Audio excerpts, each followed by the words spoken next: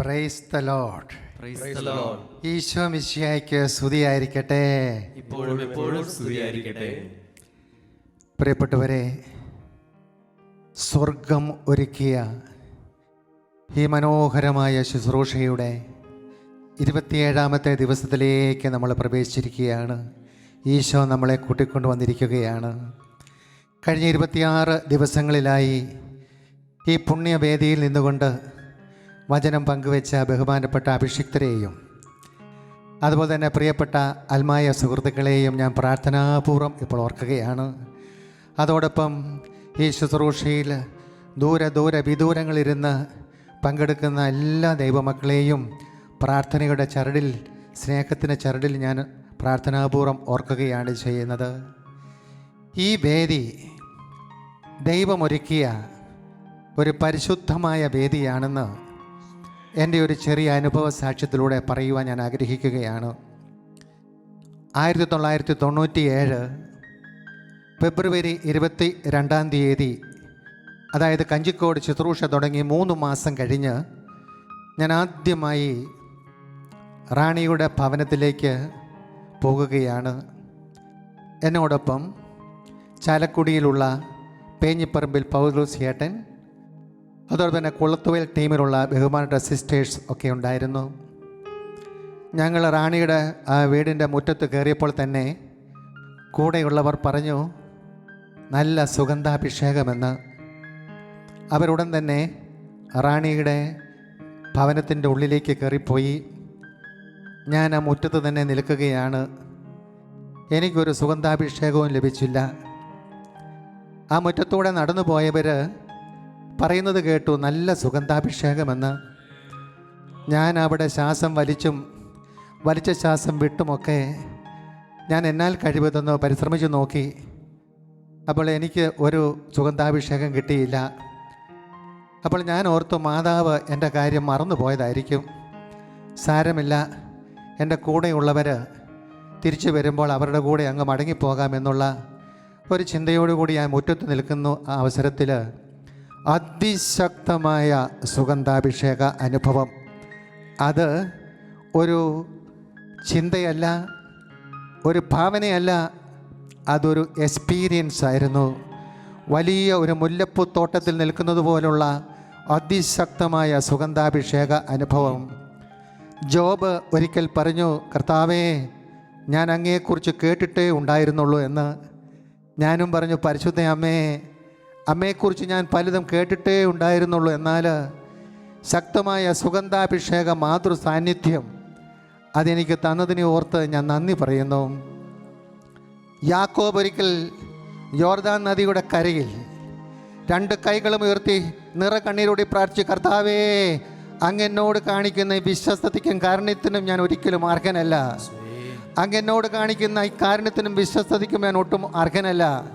ഞാനും അതുപോലെ കണ്ണീരോടുകൂടി പ്രാർത്ഥിച്ചു, കർത്താവേ, ഈ ഒരു അനുഭവം എനിക്ക് നൽകുന്നതിന് ഞാൻ നന്ദി പറയുന്നു. ഇതിന് ഞാൻ ഒട്ടും യോഗ്യനല്ല. ഞാൻ പ്രാർത്ഥിച്ചു നിൽക്കുന്ന അവസരത്തിൽ ഞാൻ വ്യക്തമായ ഒരു കാഴ്ച കാണുകയാണ്. 2 ടെലഫോൺ കമ്പി, ആ കമ്പിയുടെ സൈഡിലായിട്ട് ഒരു പ്രാവ്. എൻ്റെ മനസ്സ് പറയുകയാണ്, ഈ ശുശ്രൂഷയുടെ നിയന്ത്രണം പരിശുദ്ധാത്മാവാണ് ഏറ്റെടുത്തിരിക്കുന്നത്. ഇത് യഥാസമയം മീഡിയയിലൂടെ വരും, ശാന്തമായി കാത്തിരിക്കുക എന്ന്. പ്രിയപ്പെട്ടവരെ, ആദ്യ കാലഘട്ടങ്ങളിൽ കഞ്ചിക്കോട് ശുശ്രൂഷയെ ശാലോം വളരെയേറെ സഹായിച്ചു. എൻ്റെ നല്ല അമ്മ എന്നുള്ള പ്രോഗ്രാം അത് പ്രക്ഷേപണം ചെയ്തു. അത് പല പ്രാവശ്യം പ്രക്ഷേപണം ചെയ്തു. അതോടൊപ്പം തന്നെ ഞാൻ എഴുതിയ പഞ്ചക്ഷതം എന്ന് പറയുന്ന ഒരു പുസ്തകം, അത് സോഫിയ ബുക്സ് വിതരണം ചെയ്തും എന്നെ ഒത്തിരിയേറെ സഹായിച്ചു. ശാലോം കുടുംബാംഗങ്ങളെയും പ്രത്യേകിച്ച് ബെന്നിച്ചനെയും മാത്യു സാറിനെയും ഒക്കെ ഞാൻ നന്ദിയോടുകൂടി പ്രാർത്ഥനാപൂർവ്വം ഓർക്കുകയാണ്. കഞ്ചിക്കോട് ശുശ്രൂഷയുടെ രജത ജൂബിലി 25ാം വാർഷികത്തിലേക്ക് പ്രവേശിച്ചപ്പോൾ ഞങ്ങൾ ഉള്ളൊരുക്കി പ്രാർത്ഥിച്ചു, മാതാവേ, ഈ ജൂബിലി വർഷത്തിൽ ഞങ്ങൾ എന്താണ് ചെയ്യേണ്ടത് എന്ന്. അപ്പോഴൊക്കെ എൻ്റെ മനസ്സിലേക്ക് ആ 2 ടെലഫോൺ കമ്പിയും പ്രാവിൻ്റെ ചിത്രം 24 വർഷങ്ങൾക്ക് മുമ്പ് കാണിച്ചത് വീണ്ടും തെളിഞ്ഞ് വന്നു. എനിക്ക് മനസ്സിലായി, ഏതോ ഒരു മീഡിയയെ ആമേൻ. പരിശുദ്ധാത്മാവ് ഒരുക്കുന്നു എന്ന് ആമേൻ. ഞാൻ അപ്പോൾ പ്രാർത്ഥിച്ചപ്പോൾ ഷെക്കൈന എന്നൊരു പേരെൻ്റെ മനസ്സിലേക്ക് വന്നു. ഞാൻ പ്രാർത്ഥിക്കാൻ തുടങ്ങി, ഷെക്കാനയെ സമർപ്പിച്ച് പ്രാർത്ഥിക്കാൻ തുടങ്ങി.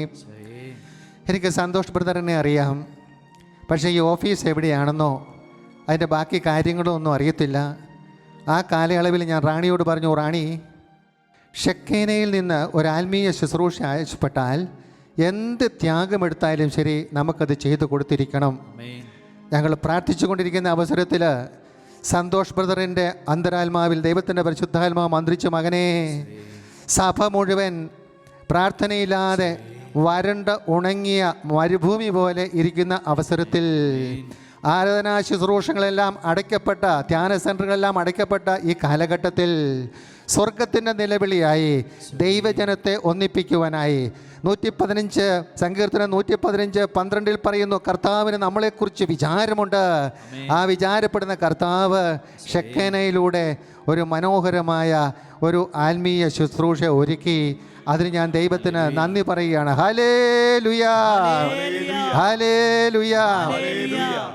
ഞാൻ ആദ്യത്തെ പ്രാവശ്യം ഇവിടെ വന്നപ്പോൾ എൻ്റെ മനസ്സിലേക്ക്, ഈ സ്ഥാപനത്തിലേക്ക് ഞാൻ കടന്നു വന്നപ്പോൾ എൻ്റെ മനസ്സിൽ വീണ്ടും ആ ചിത്രം തെളിഞ്ഞു വന്നു. 2 കമ്പിയും ഒരു പ്രാവും. 24 വർഷങ്ങൾക്ക് മുമ്പ് ഞാൻ കണ്ടത് ഇതാണ് എന്ന് എൻ്റെ ഉള്ളിൽ ആരോ മന്ത്രിക്കുന്ന ഒരു അനുഭവവും. കഴിഞ്ഞ ശുശ്രൂഷയിൽ എനിക്കത് പറയാൻ സാധിച്ചില്ല. അതുകൊണ്ട് കർത്താവ് പറഞ്ഞു, ഒന്നുകൂടെ നീ പോയി ഇത് സാക്ഷ്യപ്പെടുത്തിയ ശേഷം ശുശ്രൂഷ ആരംഭിച്ചാൽ മതി. ഇന്നെൻ്റെ മനസ്സ് ഫ്രീ ആയി. അതെ, 24 വർഷങ്ങൾക്ക് മുമ്പ് കർത്താവ് വിഭാവനം ചെയ്ത ആ ശുശ്രൂഷ തലത്തിൽ, ആത്മീയ ശുശ്രൂഷ പ്രതലത്തിലാണ് ഞാനും നിങ്ങളും ഇപ്പോൾ നിൽക്കുന്നത്. അതുകൊണ്ട് വളരെ ഒരുക്കത്തോടു കൂടി, വെറും ഒരു TV പ്രോഗ്രാം കാണുന്ന ഒരു ലാഘവത്തോടു കൂടിയല്ല, ദൈവത്തിൻ്റെ ഒരു വലിയ ആഗ്രഹം എന്ന വിധത്തിൽ നിങ്ങൾ എവിടെയായാലും ശരി അത് വളരെ ഒരുക്കത്തോടു കൂടി ഈ ശുശ്രൂഷയിലേക്ക് പങ്കെടുക്കണമേ എന്ന് പ്രാർത്ഥനയോടുകൂടി ഞാൻ ആവശ്യപ്പെടുകയാണ്. അതോടൊപ്പം തന്നെ ഈ ആത്മീയ തലത്തിന് വേറൊരു പ്രത്യേകതയുണ്ട്. എന്താണെന്നറിയാമോ? ഒരു പ്രോഗ്രാം റെക്കോർഡ് ചെയ്തിട്ട് അത് ടെലികാസ്റ്റ് ചെയ്യുകയല്ല, ഇത് ലൈവായിട്ട് ഇപ്പോൾ ഇവിടെ നടക്കുകയാണ്. ഞാൻ ഇന്ന് 3.5 മണിക്കൂർ യാത്ര ചെയ്താണ് ഇവിടെ എത്തിയത്. ഈ ശുശ്രൂഷ കഴിഞ്ഞ് എൻ്റെ താമസ സ്ഥലത്ത് ചെല്ലുമ്പോൾ വെളുപ്പിന് 3 മണിയെങ്കിലും ആകും. എന്നാലും ലൈവായിട്ടൊരു ശുശ്രൂഷ എന്ന് പറയുന്നത് അതിൻ്റേതായ വിലയുണ്ട്. ഹല്ലേലൂയാ, ഹല്ലേലൂയാ. അതോടൊപ്പം തന്നെ ഇതിൻ്റെ ഡയറക്ടറായിട്ട് പ്രവർത്തിക്കുന്ന സന്തോഷ് ബ്രദർ, അദ്ദേഹം ഒരു മുറിയിൽ, കറങ്ങുന്ന കസേരയിൽ, ശീതീകരിച്ച മുറിയിലിരുന്നും ഈ പ്രോഗ്രാം കാണാം. എന്നാൽ ഷെക്കേന കുടുംബം മുഴുവൻ ഇപ്പോൾ ഈ ആത്മീയ പ്രതലത്തിലുണ്ട്. ഹല്ലേലൂയാ. സ്തുതിച്ച് പ്രാർത്ഥിച്ച് അവർ ഇവിടെ നിൽക്കുകയാണ്. അതോടൊപ്പം തന്നെ ഈശോ ഈ പരിശുദ്ധമായ പ്രതലത്തിലുണ്ട്. ആരാധനയ്ക്ക് വേണ്ടി പരിശുദ്ധ കുർബാന ഇവിടെ കൊണ്ടുവന്നിട്ടുണ്ട്. അതുകൊണ്ട് എല്ലാം കൊണ്ടും അനുഗ്രഹിക്കപ്പെട്ട ഒരു നിമിഷമാണ്, ദൈവമൊരുക്കിയ നിമിഷമാണ്. അതുകൊണ്ട് ലാഘവ ബുദ്ധിയോടുകൂടി കടന്നു വരരുതേ, വിശ്വാസത്തോടുകൂടി നിങ്ങൾ എവിടെയായാലും ശരി നിങ്ങൾ ആ പ്രാർത്ഥനാപൂർവം ഈ പ്രാർത്ഥനയിലേക്ക് കടന്നു വരൂ. ഇനിയും അതോടൊപ്പം തന്നെ ഈ സമയം തന്നെ ധാരാളം ഇലക്ട്രോണിക് ഉപകരണങ്ങൾ പ്രവർത്തിച്ചു കൊണ്ടിരിക്കുകയാണ്. അതുപോലെ തന്നെ കേരളത്തിൽ മാത്രമല്ല, ഇന്ത്യയിൽ മാത്രമല്ല, വിദേശങ്ങളിൽ ഇരുന്ന് ഏതാണ്ട് 15-ൽ പരം രാജ്യങ്ങളിലിരുന്ന് ഇപ്പോൾ ഈ സമയം ഉദ്ദേശം 5 ലക്ഷത്തിൽ പരം ആൾക്കാർ വചനം കേട്ട് പ്രാർത്ഥിക്കുകയാണ്. ഹല്ലേലൂയാ, ഹല്ലേലൂയാ, ഹല്ലേലൂയാ. പ്രിയപ്പെട്ടവരെ, ദൈവമൊരുക്കിയ ശുശ്രൂഷ തന്നെയാണ്, യാതൊരു സംശയവുമില്ല. അതുകൊണ്ട് നിങ്ങൾ എവിടെയായാലും ശരി, നമ്മളിപ്പോൾ കൈകൾ 2 ഉയർത്തിപ്പിടിച്ചുകൊണ്ട് 10 പ്രാവശ്യം ഹല്ലേലൂയ എന്ന് പറയുകയാണ്. ഹല്ലേലൂയ എന്ന് പറഞ്ഞാൽ അതിൻ്റെ അർത്ഥം എന്നറിയാമോ? സ്വർഗത്തിലെ ഭാഷാപരമാണ്. മാലാഖമാർ പ്രാർത്ഥിക്കുന്ന പ്രാർത്ഥനയാണ് ഹല്ലേലൂയ. അത് പറയാനായിട്ട് ആർക്കെങ്കിലും വിഷമമുണ്ടെങ്കിൽ നമ്മുടെ ആരാധനക്രമത്തിൽ, ലിറ്റർജിയിൽ ഇത് ഹല്ലേലൂയ നമ്മൾ പറയുന്നുണ്ട്. സ്വർഗവാസികളും ഭൂവാസികളും ഒന്നു ചേർന്ന് ദൈവത്തെ സ്തുതിക്കുന്ന മനോഹരമായ സ്വർഗത്തിൻ്റെ ഒരു ഭാഷാപര പ്രാർത്ഥനയാണ് ഹല്ലേലൂയ. അതുകൊണ്ട് അത് ചെറിയ സ്വരത്തിലല്ല, നല്ല ഉറക്കെ ഒച്ചത്തിൽ നിങ്ങൾ നിങ്ങളുടെ ഭവനത്തിൽ എവിടെയായാലും ശരി, നിനക്ക് വിശ്വാസമുണ്ടെങ്കിൽ നിൻ്റെ വിശ്വാസം, ഭവനത്തിൽ ആർക്കെങ്കിലും അവിശ്വാസമുണ്ടെങ്കിൽ അവരുടെ അവിശ്വാസത്തിൻ്റെ മേഖലയിലേക്ക് ദൈവത്തിൻ്റെ ഒരു മഹത്വമായിട്ട് കടന്നു വരും. മകനെ, നീ അത് വിശ്വസിക്കുന്നുവെങ്കിൽ കൈകൾ ഉയർത്തി ഒരു 10 പ്രാവശ്യം ഹല്ലേലൂയ പറഞ്ഞേ. ഹല്ലേലൂയ, ഹല്ലേലൂയ, ഹല്ലേലൂയ. സ്വർഗം സന്തോഷിക്കട്ടെ, സ്വർഗവാസികൾ സന്തോഷിക്കട്ടെ, ഭൂവാസികൾ സന്തോഷിക്കട്ടെ. നിന്റെ വിശ്വാസം മറ്റൊരുവരിലേക്ക് കടക്കട്ടെ. ഹല്ലേലൂയ, ഹല്ലേലൂയ, ഹല്ലേലൂയ, ഹല്ലേലൂയ, ഹല്ലേലൂയ. അമ്മേ മാതാവേ, അമ്മയുടെ നാമം വിളിച്ച് നമ്മൾ പ്രാർത്ഥിക്കാം. അമ്മ നിറഞ്ഞു നിൽക്കുകയാണ്. അമ്മ ഈ പ്രതലത്തിൽ നിറഞ്ഞു നിൽക്കുകയാണ്. നിങ്ങളുടെ ഓരോ വീടുകളിലും അമ്മ നിറഞ്ഞു നിൽക്കുകയാണ്. മക്കളെ, പരിശുദ്ധ മറിയമേ, തമ്പുരാൻ്റെ അമ്മേ, ഇതാരാണ് വിളിച്ചത്? പരിശുദ്ധാത്മാവ് വിളിച്ചതാണ്. എലിസബത്തിലൂടെ പരിശുദ്ധാത്മാവാണ് വിളിച്ചത്. നമ്മൾ ഇത് നീട്ടി വിളിക്കണം. പരിശുദ്ധ മറിയമേ, തമ്പുരാൻ്റെ അമ്മേ എന്ന് പറയുമ്പോൾ ആരാണ് ഏറ്റവും കൂടുതൽ സന്തോഷം അറിയാമോ? പരിശുദ്ധാത്മാവ് സന്തോഷിക്കും, പരിശുദ്ധാത്മാവ് സന്തോഷിക്കും. അപ്പോൾ മാതാവ് എന്തു ചെയ്യും? നമ്മുടെ തൊട്ടടുത്ത് നിന്നുകൊണ്ട്, മോനെ, നീ പരിശുദ്ധാത്മാവിൽ നിറയാൻ ഞാൻ നിനക്ക് വേണ്ടി പ്രാർത്ഥിക്കുന്നു. എന്തോ ഒരു ശക്തമായ പ്രാർത്ഥനയാണ് മക്കളെ. അതുകൊണ്ട് നമ്മളിപ്പോൾ ഈ നന്മ നിറഞ്ഞ മറിയമേ എന്നുള്ള അത് ആ പ്രാർത്ഥന, ഈ പ്രാർത്ഥന പ്രത്യേകം എന്താണെന്ന് അറിയാമോ? ഇത് വചനം ആദ്യമായി ഭൂമി കേട്ടതാണ്. ഈ വചനം ഭൂമിയിലേക്ക് നോക്കി ദൈവം അരുളി ചെയ്ത വാക്കുകളാണ് നമ്മൾ പറയുന്നത്. വചനത്തിൻ്റെ അഭിഷേകം കിട്ടും നമുക്ക് അമ്മയുടെ മധ്യസ്ഥം തേടിക്കൊണ്ട്.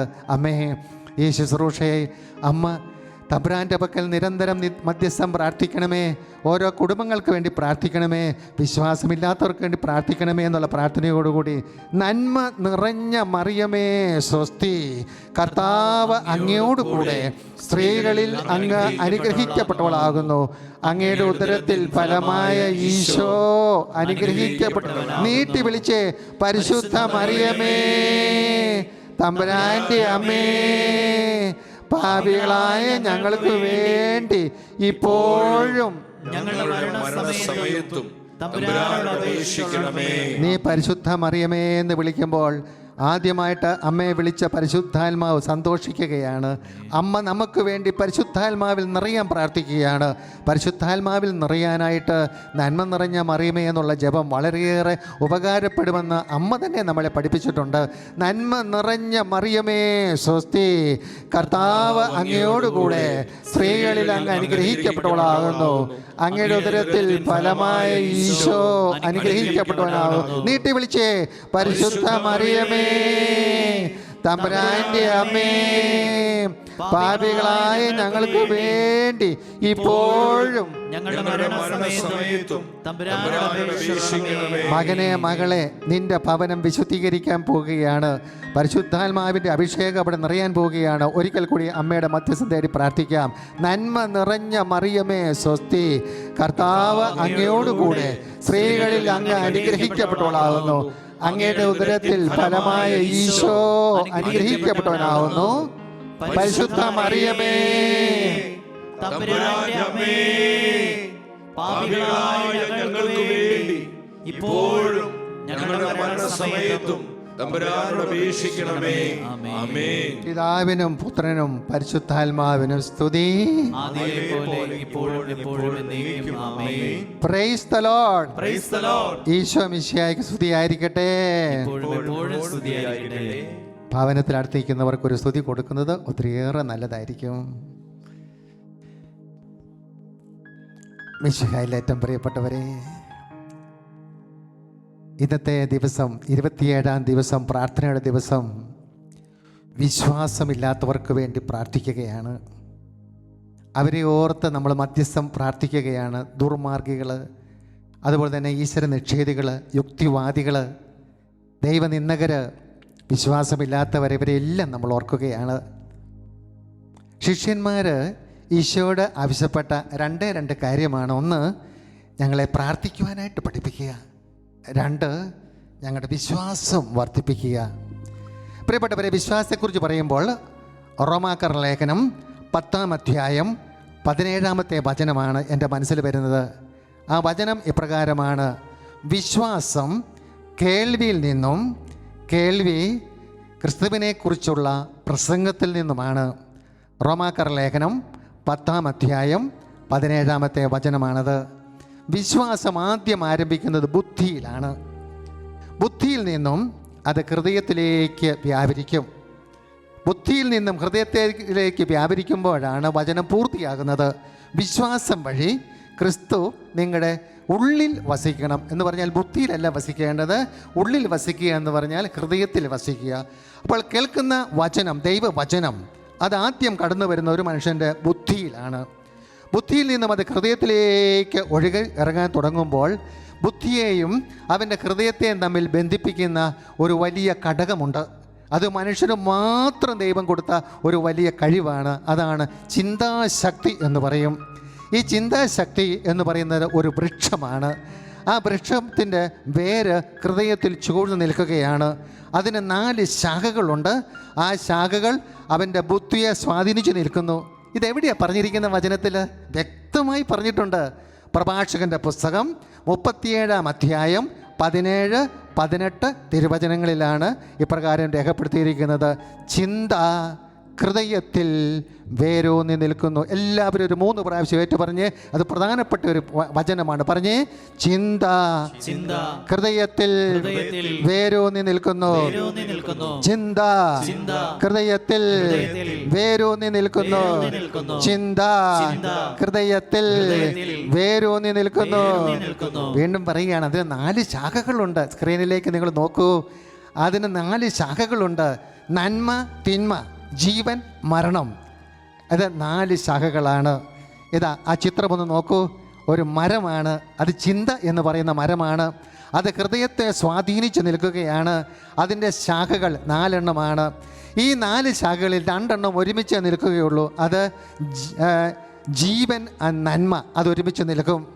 വേറെ 2 ശാഖകൾ ഒരുമിച്ച് നിൽക്കും: മരണം, തിന്മ.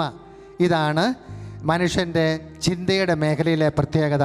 പ്രഭാഷകൻ്റെ പുസ്തകത്തിൽ 37-ാം അധ്യായം 17-18 തിരുവചനങ്ങളിലാണ് നമ്മൾ ഈ വചനം കാണുന്നത്. അപ്പോൾ പ്രിയപ്പെട്ടവരെ, ഒരു മനുഷ്യൻ്റെ ചിന്തയും വിശ്വാസവുമായിട്ട് വളരെയേറെ ബന്ധമുണ്ട്. ഹല്ലേലൂയാ, ഹല്ലേലൂയാ. ചിന്ത ദുഷിച്ചതാണെങ്കിൽ ആ വ്യക്തിയുടെ ഹൃദയത്തിലേക്ക് വിശ്വാസം വരികയില്ല.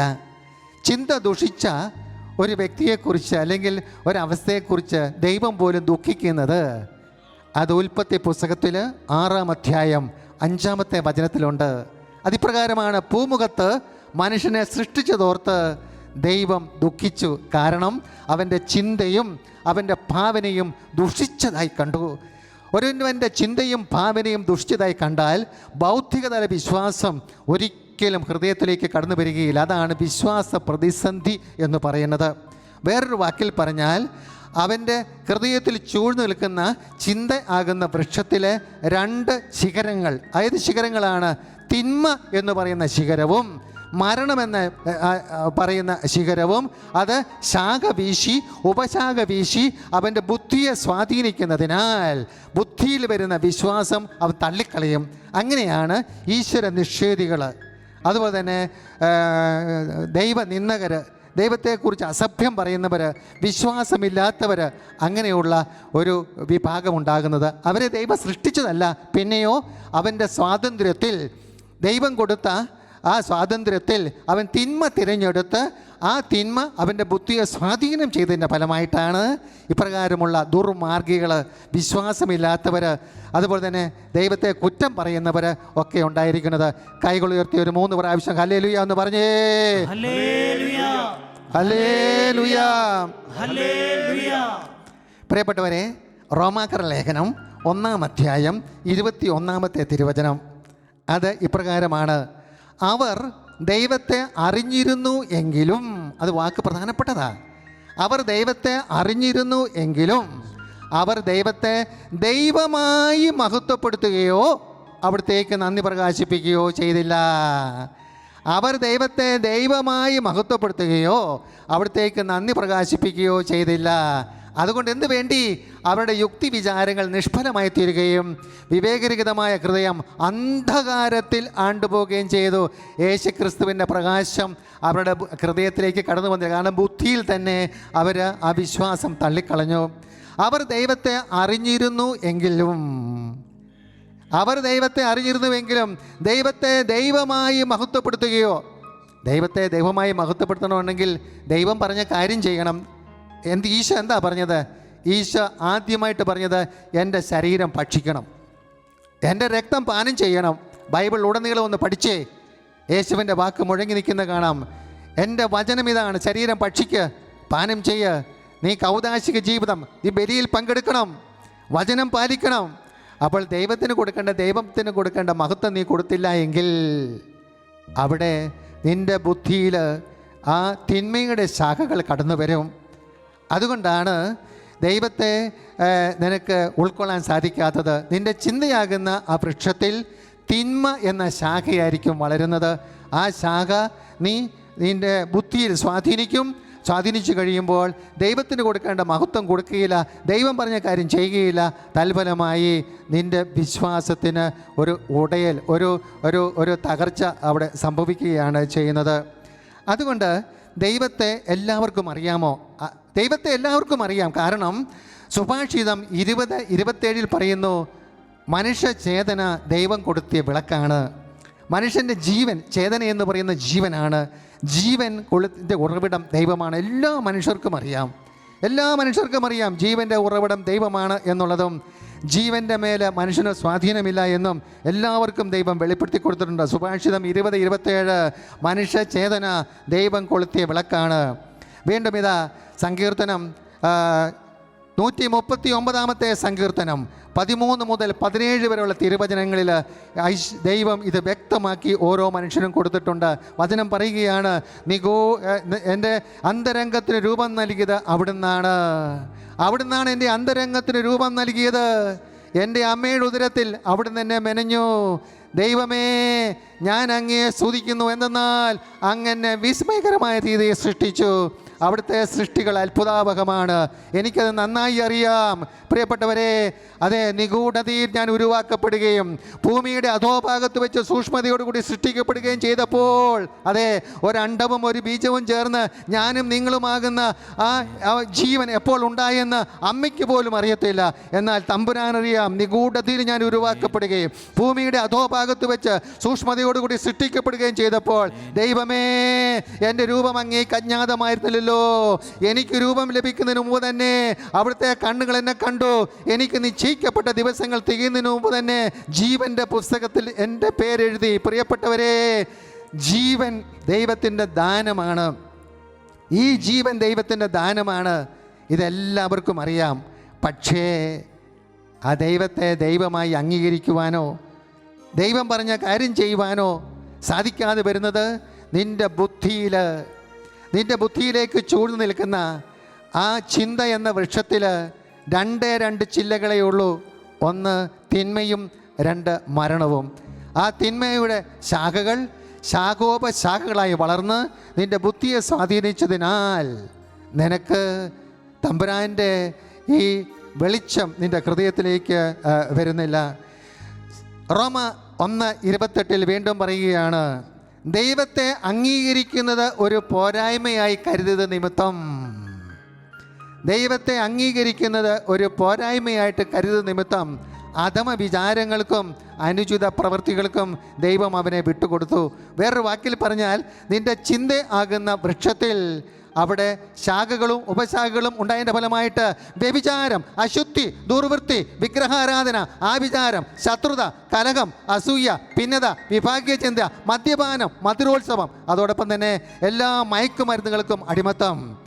അതെ, തിന്മയാകുന്ന ശാഖ, അത് ശാഖ വീശിയപ്പോൾ അതിൻ്റെ സുഖത്തിൽ, ലോകസുഖത്തിൻ്റെ ഹരത്തിൽ മാനേ നീ പോയതിൻ്റെ ഫലമായിട്ട് എല്ലാത്തരം തിന്മകളിലേക്കും ആവേശത്തോട് മുഴുകി. അതുകൊണ്ട് എന്തു വേണ്ടി യേശുക്രിസ്തുവിൻ്റെ ശക്തിയേറിയ പ്രകാശം നിൻ്റെ ഹൃദയത്തിലേക്ക് കടന്നു വരുന്നില്ല. തൽഫലമായി ദൈവത്തെ നിഷേധിക്കുന്ന, ഈശ്വര വിശ്വാസമില്ലാത്ത ഒരു പന്ഥാവിലേക്ക് നീ തന്നെ നിൻ്റെ സ്വാതന്ത്ര്യം ഉപയോഗിച്ച് നീ പോകുകയാണ്. ഒരിക്കലും തമ്പുരാൻ നിന്നെ അങ്ങനെ സൃഷ്ടിച്ചതല്ല. പിന്നെയോ ഇത് വേണമെന്ന് ശഠിച്ചു, അതുകൊണ്ട് തമ്പുരാൻ സങ്കടത്തോടു കൂടി അത് അനുവദിച്ചു. പക്ഷേ നിൻ്റെ തിരിച്ചു വരവിന് വേണ്ടിയിട്ട് കാത്തിരിക്കുകയാണ്. ജോയേൽ ഇത് കണ്ട് സങ്കടപ്പെടുകയാണ്. ജോയേൽ പ്രവാചകൻ വിലപിക്കുകയാണ്. ജോയേൽ 1:17 വിത്ത് കട്ടകൾക്കുള്ളിൽ അമർന്നിരിക്കുന്നു. വിത്ത് കട്ടകൾക്കിടയിൽ അമർന്നു പോയിരിക്കുന്നു. ജോയേൽ പ്രവാചകൻ വിലപിക്കുകയാണ്. വീണ്ടും ഹഗ്ഗായി 2:19 പറയുന്നു, വിത്ത് ഇനിയും അറപ്പുരയിൽ തന്നെയാണോ? വീണ്ടും ഹോസിയ 10:12 പറയുകയാണ്, വരണ്ട നിലകൾ ഉഴുതുമറിക്കുവിൻ, നീതി വിതയ്ക്കുവിൻ, കാരണത്തിൻ്റെ ഫലങ്ങൾ കൊയ്യാം, തരിശുനിലം ഉഴുതുമറിക്കുവിൻ, കർത്താവിനെ തേടുവാനായിട്ടുള്ള സമയമാണ്. പ്രിയപ്പെട്ടവരെ, യുക്തിവാദികൾക്ക് വേണ്ടി നമുക്ക് പ്രാർത്ഥിക്കുവാനായിട്ടുള്ള സമയമാണ്. ചിലപ്പോൾ നമ്മുടെ വീട്ടിൽ തന്നെ അവർ കണ്ടേക്കാം, മക്കളായിരിക്കാം, ജീവിത പങ്കാളിയായിരിക്കാം, പ്രിയപ്പെട്ടവരായിരിക്കാം. ഈശ്വരവിശ്വാസമില്ല, പ്രാർത്ഥനയില്ല, ഈശ്വരൻ വേണ്ട എന്നുള്ള ചിന്തയോടുകൂടി കഴിയുന്ന ആ അവിശ്വാസത്തിൽ യുക്തിവാദികൾ കഴിയുന്നവരുണ്ട്. അതെ, തരിശുഭൂമി ഉഴുതുമറിക്കുവാനായിട്ട് അമ്മ പറയുകയാണ്, സാത്താൻ ഏത് ഭാഗം പിടിച്ചടക്കിയാലും ശരി, പ്രാർത്ഥനയിലൂടെ അതിനെ തിരികെ പിടിക്കാൻ സാധിക്കും. അതെ, ലോകത്തെ മുഴുവൻ സ്പർശിക്കുന്ന ഈ വലിയ ശുശ്രൂഷയിലൂടെ നമുക്ക് തിരിച്ചു പിടിക്കാം. സ്വർഗത്തിൻ്റെ നിലവിളിയാണ്. പ്രിയപ്പെട്ടവരെ, ഇത് പറയുമ്പോൾ കർത്താവിൻ്റെ പീഡാനുഭവത്തിലേക്ക് ഞാൻ കടന്നു വരികയാണ്. കർത്താവിൻ്റെ പീഡാനുഭവം, മുൾമുടി ധാരണം. മുൾമുടി ധാരണം, ശരീരത്തിൽ ധാരാളം മുറിവുകൾ ഈശോയ്ക്കുണ്ടായിരുന്നു. 6000-ൽ പരം മുറിവുകളാണ് ഈശോ ഏറ്റെടുത്തത് മാനവരക്ഷയ്ക്ക് വേണ്ടി.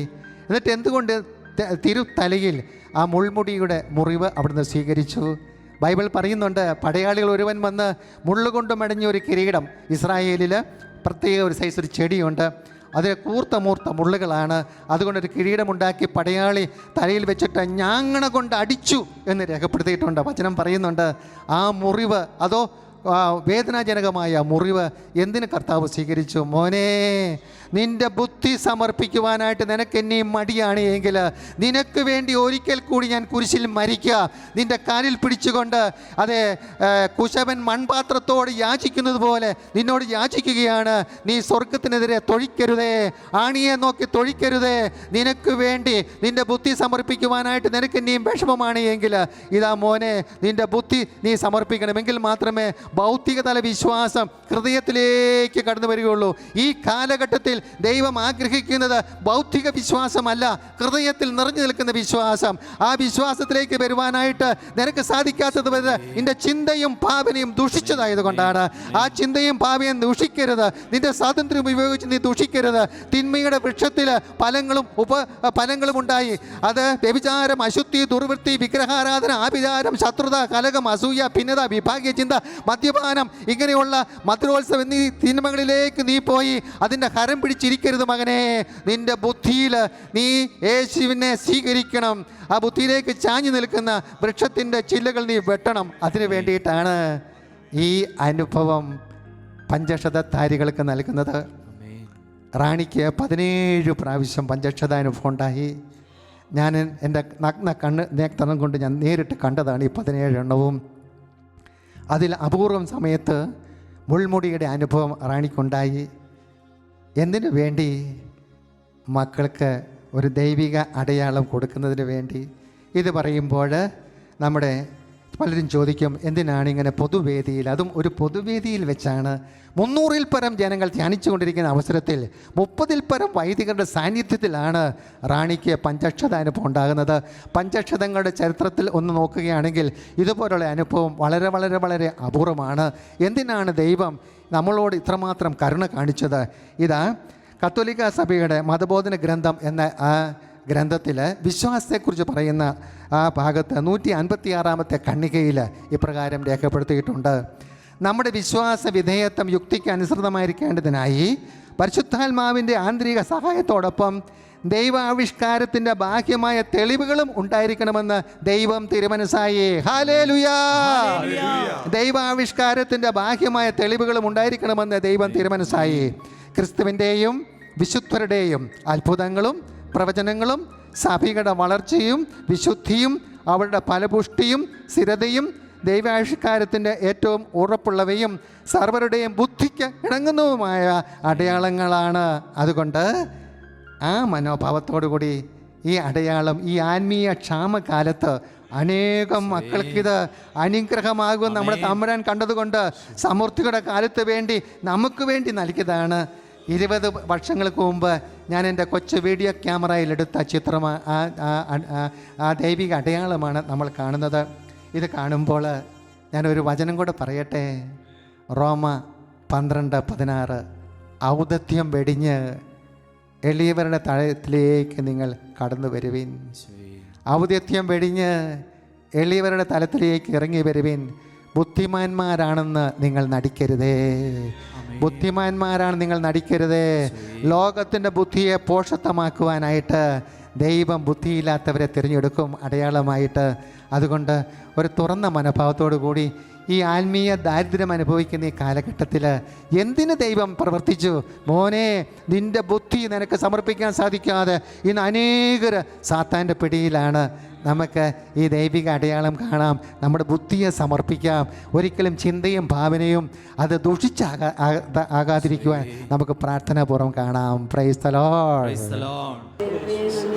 ഇപ്പോൾ നമ്മുടെ കർത്താവിൻ്റെ മുൾമുടി ധാരണമാണ് റാണി കണ്ടുകൊണ്ടിരിക്കുന്നത്. ഉൾക്കിരീടം വെച്ച് ശിരസിൽ പടയാളികൾ ഞാങ്ങണ കൊണ്ട് അടിക്കുന്ന രംഗം.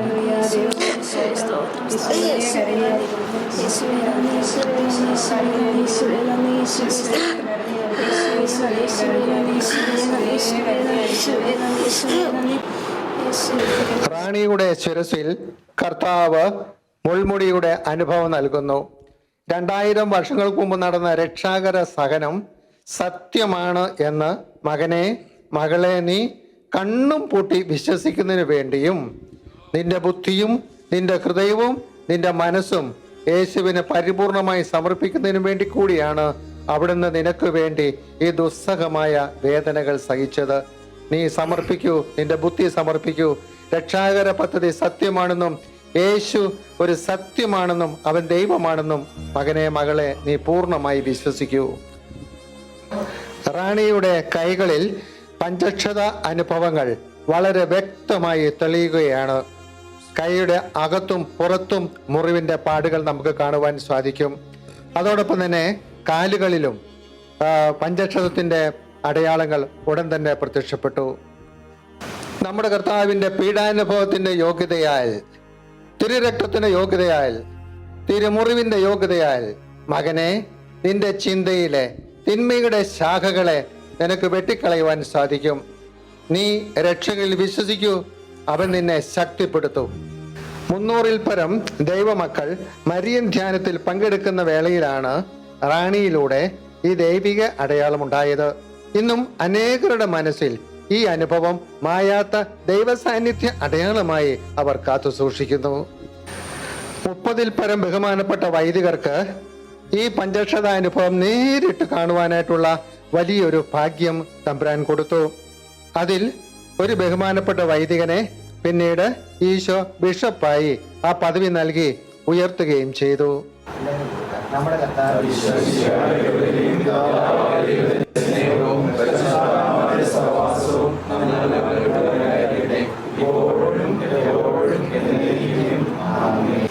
പ്രിയ മകനെ, മകളെ, ഈശോ തന്റെ ചങ്കിലെ ചോര കൊണ്ട് നിന്റെ തിരുനെറ്റിയിൽ വിശുദ്ധ കുരിശിന്റെ അടയാളം പതിപ്പിച്ചുകൊണ്ട് മകനെ നിന്നെ വീണ്ടെടുത്തിരിക്കുകയാണ്. നിനക്ക് രക്ഷയിലേക്ക് വരുവാനായിട്ട് സാധിക്കും. നിന്റെ ബുദ്ധി കർത്താവിനെ സമർപ്പിക്കൂ. അഹങ്കാരം വെടിഞ്ഞ് എളിയവരുടെ തലത്തിലേക്ക് മകനെ നീ കടന്നു വരൂ. വിശ്വാസം വഴി ക്രിസ്തു നിന്റെ ഹൃദയത്തിൽ വസിക്കട്ടെ. ക്രിസ്തു നിന്നെ ഓർത്ത് സന്തോഷിക്കട്ടെ. Praise the Lord. ഹല്ലേലൂയാ, ഹല്ലേലൂയാ. 20 വർഷങ്ങൾക്ക് മുമ്പ് നടന്ന സംഭവങ്ങൾ ഈ ക്ഷാമകാലത്തിന് വേണ്ടി കർത്താവ് ഒരു കൊച്ചു ക്യാമറയിൽ, പ്രിയപ്പെട്ടവരെ, ഇത് ഞാൻ തന്നെ എൻ്റെ വീഡിയോ ക്യാമറയിൽ പകർത്തിയതാണ്. ഇത് ഇത്രയും വർഷം സൂക്ഷിച്ചു വെക്കാനായിട്ട് ഈശോ പറഞ്ഞു. ഇന്ന് ദൈവം ഒരിക്കൽ ഈ ആത്മീയ പ്രതലത്തിലേക്ക് വന്നപ്പോൾ പറഞ്ഞു, ഗോലിയാത്തിൻ്റെ കവണിയിൽ ഗോലിയാത്തിനെ വീഴ്ത്തുവാനായിട്ട് ദാവീദിൻ്റെ കവണിയിൽ കല്ലെടുത്തതുപോലെ നീ ഇതുമായിട്ട് പൊക്കോ. അനേകം ഗോലിയാത്തുമാർ ഇപ്പോൾ വീഴാൻ തുടങ്ങുകയാണ്. ഹല്ലേലൂയ. കൈകൾ ഉയർത്തി 3 പ്രാവശ്യം ഹല്ലേലൂയ പറഞ്ഞേ.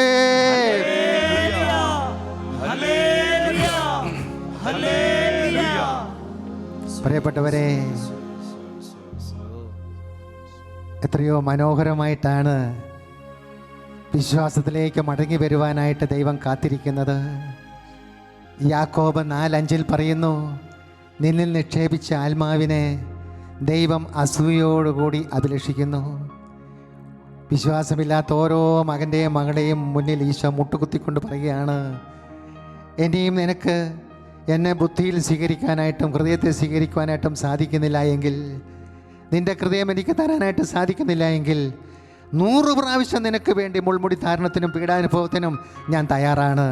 പത്രോസ് പറഞ്ഞ, കർത്താവേ, ഞാൻ അങ്ങേക്ക് വേണ്ടി മരിക്കാം. വിശ്വാസത്തിൻ്റെ നാമ്പുകൾ മോനെ മോളെ നിൻ്റെ ഹൃദയത്തിലുണ്ടാകട്ടെ. ഈ കാലഘട്ടത്തിൽ തീഷ്ണതയാൽ ജ്വലിക്കുന്ന ഒരു വലിയ സമൂഹത്തെ വാർത്തെടുക്കുവാൻ ദൈവം ആഗ്രഹിക്കുകയാണ്. ഹല്ലേലൂയ. അതിൽ ഞാനും നിങ്ങളും ആകട്ടെ. Price the Lord. റോമാക്കർ ലേഖനം 12-ാം അധ്യായം 16-ാമത്തെ തിരുവചനം. ഔദത്യം വെടിഞ്ഞ് എളിയവരുടെ തലത്തിലേക്ക് മടങ്ങി വരുവിൻ. നിങ്ങൾ അന്യോന്യം യോജിപ്പോടെ വർത്തിക്കുവിൻ. ബുദ്ധിമാന്മാരാണെന്ന് നിങ്ങൾ നടിക്കരുത്. എന്താണ് പ്രിയപ്പെട്ടവരെ ഈ ഔദത്യം എന്ന് പറയുന്നത്? എനിക്ക്, എൻ്റെ കഴിവ്, എൻ്റെ സൗന്ദര്യം, എൻ്റെ ആരോഗ്യം, എൻ്റെ കാറ്, എൻ്റെ ഭാര്യ, എൻ്റെ മക്കള്, ഞാൻ. ഇതാണ് ഔദത്യം. അഹങ്കാരത്തിൻ്റെ വേറൊരു പേരാണ് ഔദത്യം എന്ന് പറയുന്നത്. ഔദത്യം വന്നു കഴിയുമ്പോൾ, അഹങ്കാരം വന്നു കഴിയുമ്പോൾ എന്തു ചെയ്യും? അവൻ ബുദ്ധിമാനാണെന്ന് നടിക്കും. ഔദത്യം വന്നു കഴിയുമ്പോൾ അഹങ്കാരം ആണ് മനസ്സിലേക്ക് വരുന്നത്. അഹങ്കാരം വന്നു കഴിയുമ്പോൾ 2-3 വലിയ ഗർത്തത്തിലേക്ക് അവൻ വീഴും. അഹങ്കാരം വന്നു കഴിയുമ്പോൾ കർത്താവിൽ നിന്ന് അകലും. ഹൃദയം അവൻ്റെ കർത്താവിനെ പരിത്യജിക്കും. ഇതെല്ലാം വ്യക്തമായിട്ട് പ്രഭാഷകൻ്റെ പുസ്തകം 10-ാം അധ്യായം 12-ാമത്തെ തിരുവചനത്തിൽ രേഖപ്പെടുത്തിയിട്ടുണ്ട്. പ്രഭാഷകൻ്റെ പുസ്തകം 10-ാം അധ്യായം 12-ാമത്തെ തിരുവചനം. അഹങ്കാരം തുടങ്ങുമ്പോൾ കർത്താവിൽ നിന്ന് അവൻ അകലുന്നു. ഹൃദയം അവൻ്റെ സൃഷ്ടാവിനെ പരിത്യജിക്കുന്നു. അതെ, വീണ്ടും പറയുകയാണ്, അഹങ്കാരം തുടങ്ങുമ്പോൾ അവൻ കർത്താവിനെ പരിത്യജിക്കുന്നു. അവൻ്റെ ഹൃദയം കർത്താവിനെ പറയുന്നു. അവൻ്റെ ഹൃദയത്തിൽ പാപം ഉടലെടുക്കുന്നു. ആ പാപത്തോട് അടുത്തു നിൽക്കുന്നവൻ മ്ലേച്ഛത വമിപ്പിക്കും. അഹങ്കാരത്തോടൊപ്പം പാപവും മുളയെടുക്കുന്നു. അതിനോട് ഒട്ടി നിൽക്കുന്നവൻ മ്ലേച്ഛത വമിപ്പിക്കും. പ്രിയപ്പെട്ടവരെ, ഇതൊരു വലിയ ഒരു സത്യം തന്നെയാണ്. ആദ്യമായിട്ട് ദൈവത്തെ ബുദ്ധിയിൽ നിന്നും ഹൃദയത്തിൽ നിന്നും അവൻ തള്ളിക്കളയും. കാരണം എന്താണ്? ഈ അഹങ്കാരം എന്ന് പറയുന്നത് തിന്മ എന്ന വൃക്ഷത്തിൽ, ചിന്ത എന്ന വൃക്ഷത്തിൽ തിന്മ എന്ന ശാഖ, അത് ശാഖോപശാഖകളായിട്ട് വളർന്ന് ബുദ്ധിയിലേക്ക് കടന്നു വരുന്ന യേശുവിനെ ബുദ്ധി കൊണ്ട് തള്ളിക്കളയും. എന്നിട്ട് ആ ബുദ്ധിയുടെ സ്ഥാനത്ത് അവനെ തന്നെ പ്രതിഷ്ഠിക്കും. അപ്പോൾ യേശുവിന് സ്ഥാനമുണ്ടാകുകയില്ല. അപ്പോൾ എന്തു ചെയ്യും?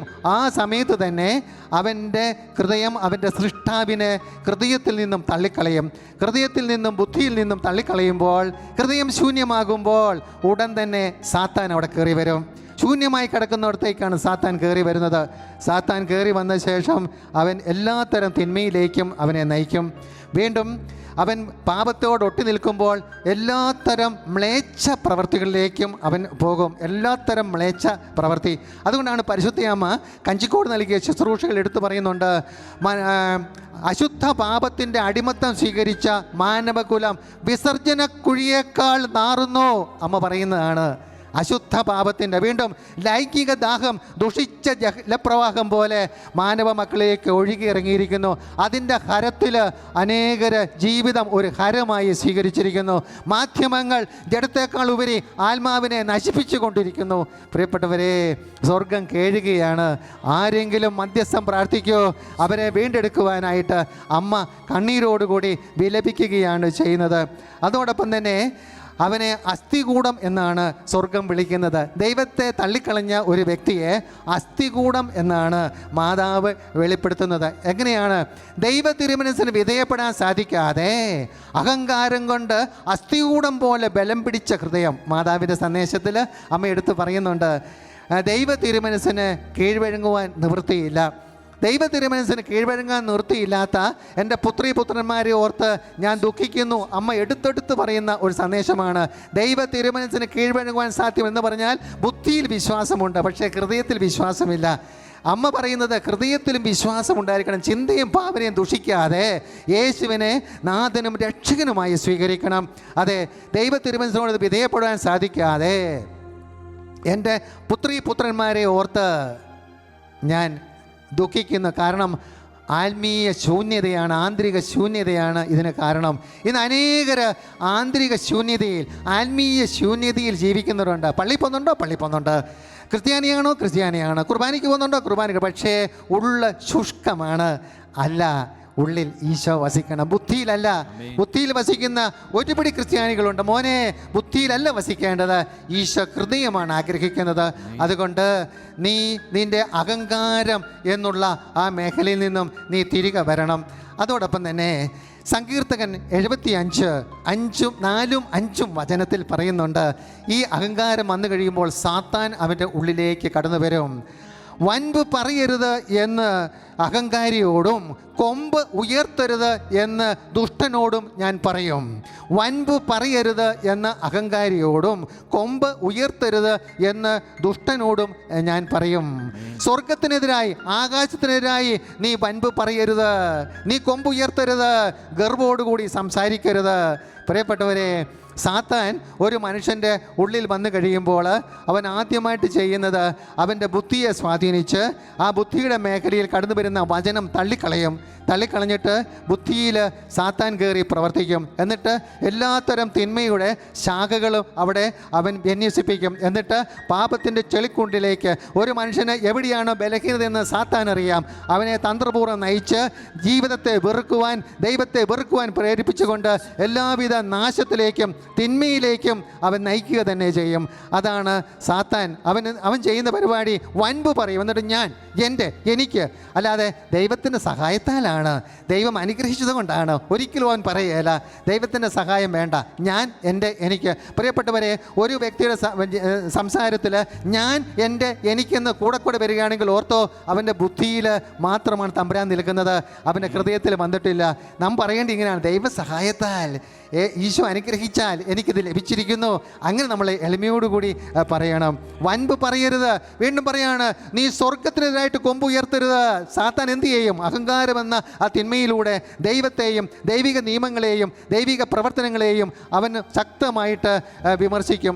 സാത്താൻ എൻ്റെ ആയുധമാണ് കൊമ്പ്. പരിശുദ്ധ അമ്മ സാത്താനെ വിളിക്കുന്ന പേര് പ്രകാരമാണ്, എൻ്റെ ശത്രുവായ കറുത്ത മൃഗം. എൻ്റെ ശത്രുവായ കറുത്ത മൃഗം. കഞ്ചിക്കോട് മെസ്സേജിൽ പല പ്രാവശ്യം അമ്മ ഇതെടുത്ത് പറയുന്നുണ്ട്. പ്രിയപ്പെട്ടവരെ, മൃഗത്തിൻ്റെ ആയുധം എന്താണ്? മൃഗത്തിൻ്റെ ആയുധം എന്ന് പറയുന്നത് അത് കൊമ്പാണ്. അപ്പോൾ കൊമ്പ് ഉയർത്തരുത്, ആകാശത്തിനായിട്ട് നീ കൊമ്പ് ഉയർത്തരുത്. വൻപ് പറയരുത് എന്ന് അഹങ്കാരിയോടും കൊമ്പ് ഉയർത്തരുത് എന്ന് ദുഷ്ടനോടും ഞാൻ പറയും. ആകാശത്തിനെതിരായിട്ട് കൊമ്പ് ഉയർത്തരുത് എന്ന് ഞാൻ പറയും. അതുപോലെ തന്നെ ഗർവോടുകൂടി നീ സംസാരിക്കരുത്. അപ്പോൾ ആദ്യമേ കൊമ്പ് എന്ന വാക്കിന് 2 അർത്ഥമാണുള്ളത്. ഒന്ന്, വൃക്ഷത്തിൻ്റെ കൊമ്പ്. ശാഖകൾക്ക് കൊമ്പെന്നാണ്, മരത്തിൻ്റെ കൊമ്പെന്നാണ് പറയുന്നത്. അങ്ങനെയെങ്കിൽ ആദ്യമായിട്ട് സാത്താൻ ചെയ്യുന്നത്, നിൻ്റെ ചിന്തയാകുന്ന വൃക്ഷത്തിൻ്റെ തിന്മ ആകുന്ന വൃക്ഷക്കൊമ്പ് അവൻ ഉയർത്തും. അതാണ് കൊമ്പ് ഉയർത്തുക എന്ന് പറയുന്നത്. എന്നിട്ട് ആ കൊമ്പിൽ ശാഖകളും ഉപശാഖകളുമായി അനേകം കനികൾ, അല്ലെങ്കിൽ പാപത്തിൻ്റെ കനികൾ അവൻ കയ്പിക്കാൻ സമ്മതിക്കും. അതാണ് വ്യഭിചാരം, അശുദ്ധി, ദുർവൃത്തി, വിഗ്രഹാരാധന, ആഭിചാരം, ശത്രുത, കലഹം, അസൂയ, ഭിന്നത, വിഭാഗീയ ചിന്ത, മദ്യപാനം, മധുരോത്സവം, ഇങ്ങനെയുള്ള എല്ലാ തിന്മകളിലേക്കും അവൻ്റെ കൊമ്പുയർത്തിയിട്ട് ആ ശാഖകളെല്ലാം അവൻ്റെ ബുദ്ധിയെ സ്വാധീനിച്ചിട്ട് ഒരിക്കൽ പോലും യേശുക്രിസ്തുവിൻ്റെ പ്രകാശം അവൻ്റെ ബുദ്ധിയിലേക്ക് വരാതിരിക്കുന്നതിന് വേണ്ടി ഹൃദയം അവൻ അടച്ചു കളയും. പ്രിയപ്പെട്ടവരെ, അവിടെയാണ് നമ്മൾ കരമുയർത്തി കണ്ണീരോടുകൂടി പ്രാർത്ഥിക്കേണ്ടത്. അവൻ ബുദ്ധിയിൽ ഒരുക്കിയിരിക്കുന്ന ഈ അന്ധകാരത്തിൻ്റെ കോട്ട തകരുവാനായിട്ട് ഒറ്റ മാർഗമേ ഉള്ളൂ. സാത്താൻ ഏതൊക്കെ വ്യക്തികളെ സ്വാധീനിച്ചോ അവിടെയെല്ലാം അവന്റെ കോട്ട തകർക്കുവാൻ അമ്മ പറയുകയാണ്. സ്വർഗത്തിന്റെ റാണി ദൂത് പറയുകയാണ്, നിങ്ങൾ പ്രാർത്ഥിക്കൂ, പ്രാർത്ഥനയിലൂടെ അത് തിരിച്ചു പിടിക്കുവാനായിട്ട് സാധിക്കും. ഹല്ലേലൂയ പറഞ്ഞേ. പ്രിയപ്പെട്ടവരെ, അതിന് നീ എന്ത് ചെയ്യണം? അതിന് നീ ചെയ്യേണ്ടത്, ആ കൊമ്പ് അത് സാത്താനാണ് കിളിർപ്പിച്ചത് എന്ന് നീ ഒരു തിരിച്ചറിവിലേക്ക് കടന്നു വരണം. രണ്ടാമത്, കൊമ്പ് മൃഗത്തിൻ്റെ കൊമ്പാണ്. മൃഗം സാത്താനാണ്. കൊമ്പ് കൊണ്ട് സാത്താൻ എന്ത് ചെയ്യും? അവൻ കുത്തിക്കൊണ്ടിരിക്കും. ഞാൻ ചെറിയ ഒരു ഉദാഹരണം പറയാം. കോവിഡ് അത് ചൈനയിലാണ് ആദ്യം വന്നത്. അവിടെ എത്ര പേര് മരിച്ചെന്ന് ആർക്കും അറിയത്തില്ല. കുറേ പേര് മരിച്ചു. പിന്നീട് ഇറ്റലിയിൽ വന്നു, യൂറോപ്യൻ രാജ്യങ്ങളിൽ വന്നു. അപ്പോൾ ഇവിടെയുള്ളവർ കൊമ്പ് ഉയർത്തി പറഞ്ഞു, ഇവിടെ ഇങ്ങോട്ട് വരികയില്ല. പറഞ്ഞു തീർന്നില്ല, അതിന് മുമ്പിൽ സാധനം ഇവിടെ വന്നു. ഉടനെ ഇവിടെ ബഹളമായി, ഇവിടെ സങ്കടമായി, അതുപോലെ തന്നെ പ്രാർത്ഥനയായി, കണ്ണീരായി. ഉടനെ കുറേ പേര് കൊമ്പ് ഉയർത്തി. എന്ത് ചെയ്യാൻ മെത്രൻ? എവിടെയാ മാർപ്പാപ്പ? എന്ത് ചെയ്യാ അച്ഛൻ? എവിടെയാ ധ്യാനഗുരുക്കന്മാർ? ധ്യാന സെൻറ്റർ എന്ത് ചെയ്യേ? അതുപോലെ ചില ധ്യാനഗുരുക്കന്മാർ മരിച്ചു എന്ന് വരെ കൊമ്പ് ഉയർത്തി. പ്രിയപ്പെട്ടവരെ, നിങ്ങൾക്കറിയാമോ, കഴിഞ്ഞ 10-20 വർഷമായിട്ട് 96 ധ്യാന സെൻറ്ററുകളിലൂടെ എന്തുമാത്രം ജനമാണ് പ്രാർത്ഥിച്ചിറങ്ങി വന്നത്. കൺവെൻഷൻ ഹാളുകൾ, ധ്യാന സെൻറ്ററുകൾ, അതുപോലെ ദിവ്യബലി അർപ്പിക്കുന്നു. കുർബാന, ഇടവക ദേവാലയങ്ങളിൽ എത്രയോ വിശ്വാസികൾ ഒന്നു ചേർന്ന് ആരാധന നടത്തുന്നു.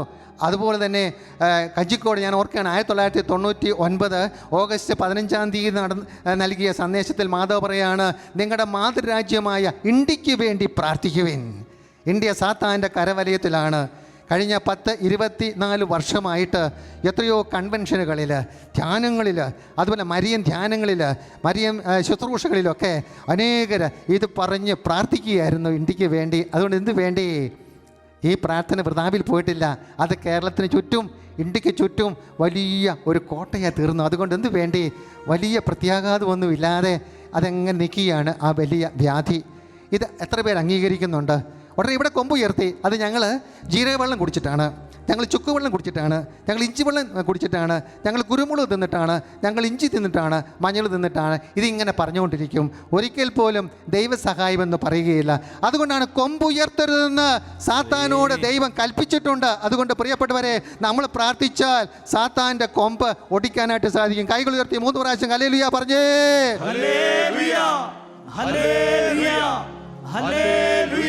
ഇതിനെന്താണ് ചെയ്യേണ്ടത്?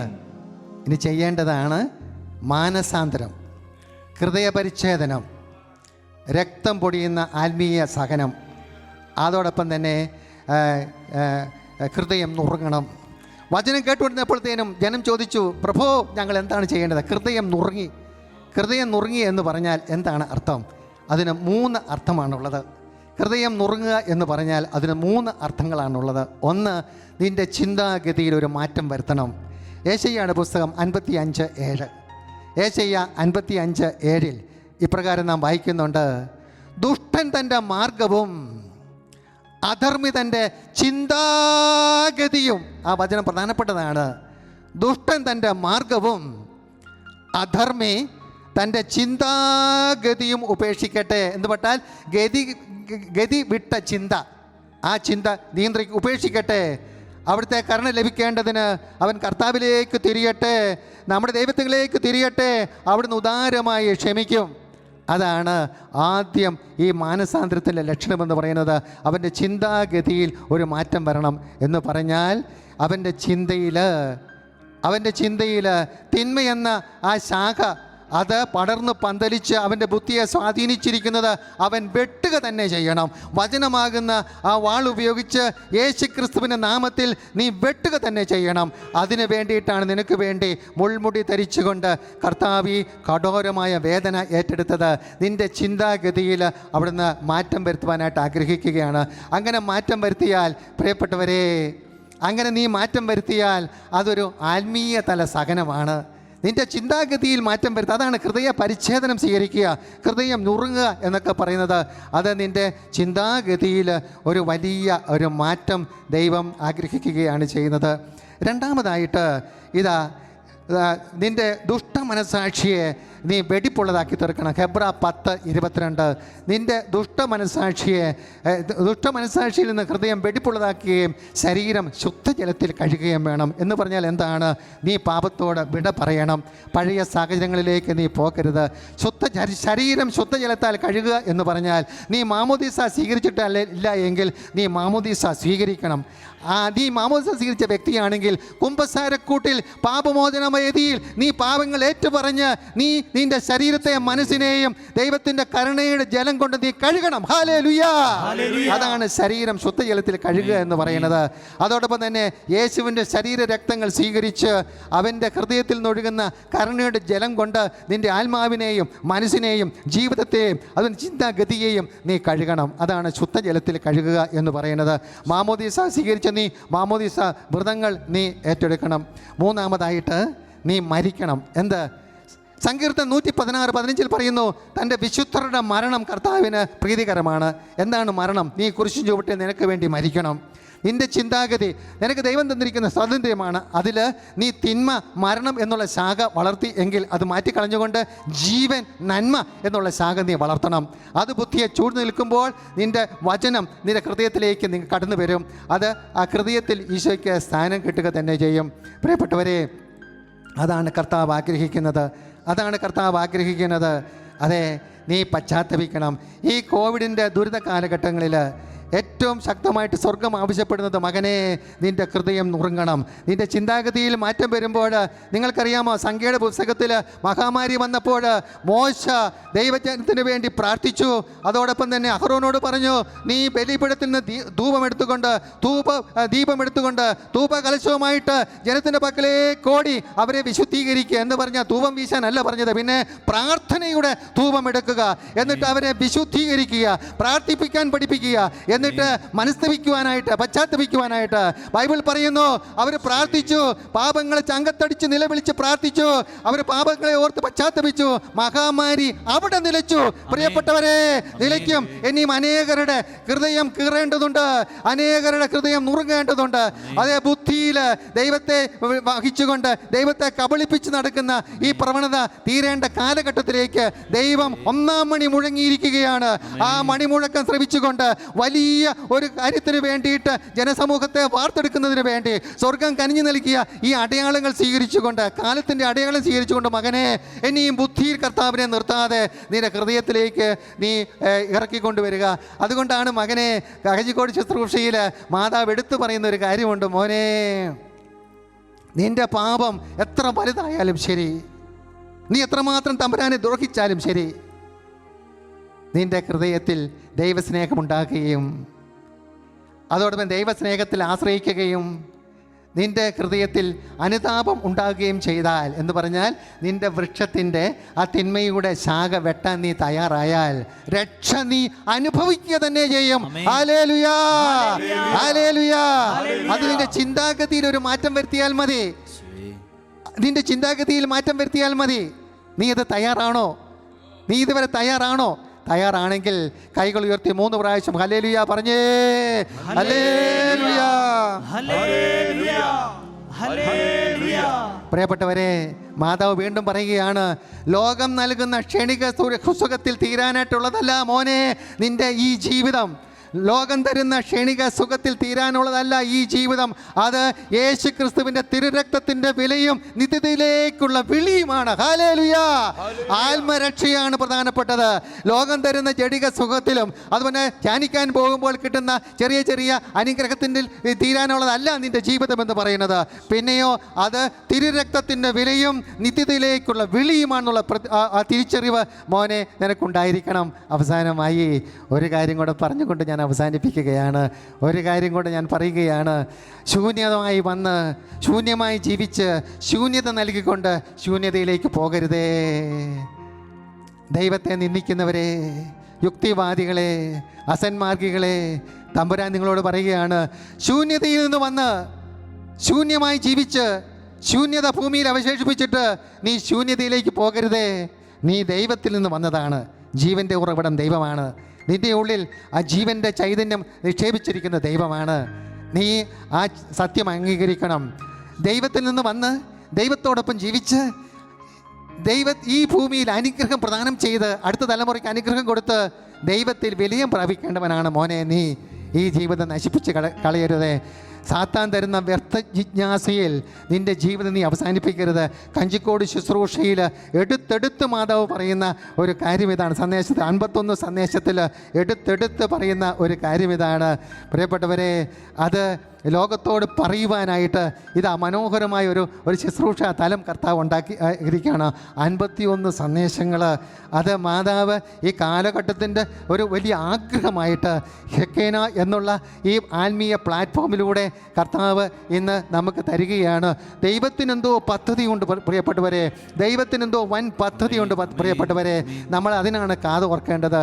അതെ, അവസാനമായിട്ട് ജെറമിയ 33:11 പറയുന്നു, മനുഷ്യനോ മൃഗങ്ങളോ വസിക്കാത്ത വിജനവും ശൂന്യവുമായ ജെറുസലേം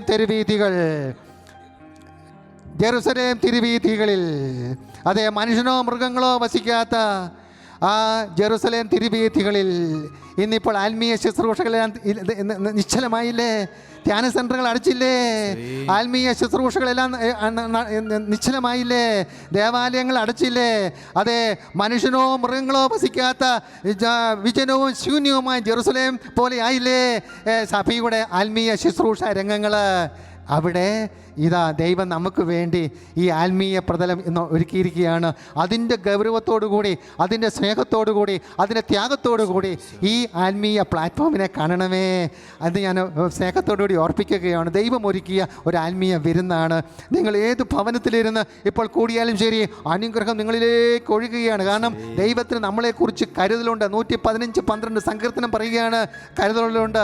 അതെ, ജെറമിയ 33:13 പറയുന്നു, മനുഷ്യനോ മൃഗങ്ങളോ വസിക്കാത്ത വിജനവും ശൂന്യവുമായ ജെറുസലേം തെരുവീഥികളിൽ സന്തോഷധ്വനികളും ആനന്ദാഹ്ലാദവും, മണവാളിൻ്റെയും മണവാട്ടിയുടെയും സ്വരം, സൈന്യങ്ങളുടെ ദൈവമായ കർത്താവിനെ സ്തുതിക്കുവിൻ, അവിടുന്ന് നല്ലവനാണ്, അവിടുത്തെ കാരുണ്യം അനന്തമാണെന്ന് പറഞ്ഞുകൊണ്ട് ബലിയർപ്പണത്തിനായി ജെറുസലേം ദേവാലയത്തിലേക്ക് വരുന്ന ആരാധകരുടെ സ്വരം മാറ്റൊലികൊള്ളും. നമ്മുടെ ദേവാലയങ്ങൾ തുറക്കപ്പെടും, ധ്യാന സെന്ററുകൾ തുറക്കപ്പെടും, അവിടെ ജനം കടന്നു വരും, ദൈവത്തെ സ്തുതിക്കും.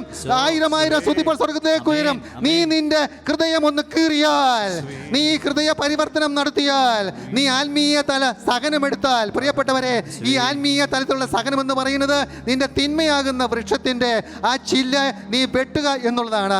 അങ്ങനെ വെട്ടിയാൽ, അവൻ്റെ മുറിവോട് ചേർന്ന് നിന്റെ മുറിവ് വെച്ചാൽ, നിനക്ക് വരുന്ന മുറിവുകളെ തിരുമുറിവുകളാക്കി മാറ്റുവാനായിട്ടും രക്ഷയുടെ കിരീടത്തിൽ നിനക്ക് തിളങ്ങുന്ന മുത്തുകൾ നിക്ഷേപിക്കുവാനും, അങ്ങനെ നിന്നെ നിത്യതയിൽ ചെന്ന് കഴിയുമ്പോൾ നീ ഒരുക്കിയ കിരീടം നിന്റെ ശിരസിൽ വെച്ചുകൊണ്ട്, അതുകൊണ്ടാണ് നിന്റെ കിരീടം നീ നഷ്ടപ്പെടുത്തി കളയരുതേ. ആ കിരീടം വെച്ചുകൊണ്ട് വാനമേഘങ്ങളിൽ സന്നിഹിതനാകുന്ന ദൈവത്തെ നിനക്ക് എതിരേൽക്കുവാനായിട്ട് സാധിക്കും. ഹല്ലേലൂയാ, ഹല്ലേലൂയാ, ഹല്ലേലൂയാ. പ്രിയപ്പെട്ടവരെ, ഹല്ലേലൂയാ. എല്ലാവരും 3 പ്രാവശ്യം കൈകൾ ഉയർത്തി ഹല്ലേലൂയാ പറഞ്ഞേ. ഹല്ലേലൂയാ, ഹല്ലേലൂയാ, ഹല്ലേലൂയാ. പ്രിയപ്പെട്ടവരെ, റാണിയുടെ സന്ദേശം ഇപ്പോൾ നമ്മൾ ശ്രവിക്കാൻ പോവുകയാണ്. ഇതിൻ്റെ ഗൗരവത്തോടു കൂടി ഇത് ശ്രവിക്കണം. ഇതൊരു പഴങ്കഥ കേൾക്കുന്ന പോലെ കേൾക്കരുത്. എനിക്ക് കിട്ടിയ ഒരനുഭവം ഇപ്പോൾ പറയുകയാണ്. ഒരിക്കലൊരു മരിയൻ ധ്യാനം നടക്കുന്ന സമയത്ത്, അന്ന് അച്ഛന്മാരുണ്ട്, ബിഷപ്സൊക്കെ ഉണ്ട്.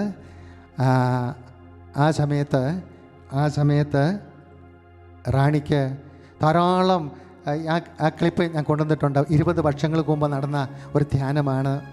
ധാരാളം വൈദികർ ധ്യാനത്തിൽ പങ്കെടുത്തിട്ടുണ്ട്. അന്ന് അവർക്ക് സുഗന്ധാഭിഷേക അനുഭവങ്ങളാണ് അവർക്ക് ലഭിക്കുന്നത്. അവർക്ക് ധാരാളം സുഗന്ധാഭിഷേക അനുഭവങ്ങൾ ലഭിക്കുന്നുണ്ടായിരുന്നു. ധാരാളം വൈദികർ ഈ ധ്യാനത്തിൽ പങ്കെടുത്തിട്ടുണ്ട്. അതുപോലെ തന്നെ സിസ്റ്റേഴ്സ്, അൽമേനികൾ, അവരൊക്കെ ഈ ധ്യാനത്തിൽ ധാരാളം ആൾക്കാർ പങ്കെടുത്തിട്ടുണ്ട്. അവരൊക്കെ ഏതെങ്കിലും ഒരു സ്ഥലത്തിരുന്ന് ഇപ്പോൾ ആ നല്ല അനുഭവങ്ങൾ അവർ അയവിറക്കുന്നുണ്ടായിരിക്കാം. കഞ്ചിക്കോട് ശുശ്രൂഷയുടെ ഒരു പ്രധാനപ്പെട്ട ഘടകമെന്ന് പറയുന്നത് സുഗന്ധാഭിഷേക അനുഭവമായിരുന്നു. അനേകര മരിയൻ ധ്യാനങ്ങളൊക്കെ കൂടിയത് നിങ്ങളിപ്പോൾ ഓർക്കുന്നുണ്ടായിരിക്കുമല്ലോ. അതോടൊപ്പം തന്നെ ഒരു ധ്യാനത്തിൻ്റെ അവസരത്തിൽ വെറും 10 മിനിറ്റ് കൊണ്ട് റാണിക്ക് മാതാവ് ഒരു പ്രാർത്ഥന എഴുതുവാനായിട്ട് അനുവാദം കൊടുത്തു. ഏത് ഭാഷയെന്നറിയാമോ? ലത്തീൻ ഭാഷയിൽ. ഒരിക്കൽ റാണി പ്രാർത്ഥിച്ചുകൊണ്ടിരിക്കുന്ന അവസരത്തിൽ അലൗകികമായ ഒരു ഗാനം കേൾക്കുകയാണ്, മാലാഖവർണ്ണത്തിൻ്റെ ഗാനം കേൾക്കുകയാണ്. അവൾ മാതാവിനോട് ചോദിച്ചു, മാതാവേ അതെന്താണ്? അത് മാലാഖമാർ പ്രാർത്ഥിക്കുകയാണ്. എന്താണ് പ്രാർത്ഥിക്കുന്നത്? അത് പിതാവിൻ്റെയും പുത്രൻ്റെയും പരിശുദ്ധാത്മാവിൻ്റെയും നാമത്തിൽ ആമേൻ, നന്മ നിറഞ്ഞ മറിയമേയും പിതാവിനും പുത്രനും പരിശുദ്ധാത്മാവിനും സ്തുതി, ആദ്യം മുതൽ എന്നേക്കും ആമേയും, അതിനുശേഷം രാജകന്യകേ എന്നുള്ള പ്രാർത്ഥനയുമാണ്. ഏത് ഭാഷയാണ്? ലാറ്റിൻ ഭാഷയാണ്. എഴുതിക്കൊള്ളാൻ പറഞ്ഞു. മിനിറ്റ് വെച്ച് എഴുതി കൊടുത്തു. പ്രിയപ്പെട്ടവരെ, ആ കടലാസാണ് നിങ്ങൾ കാണുന്നത്.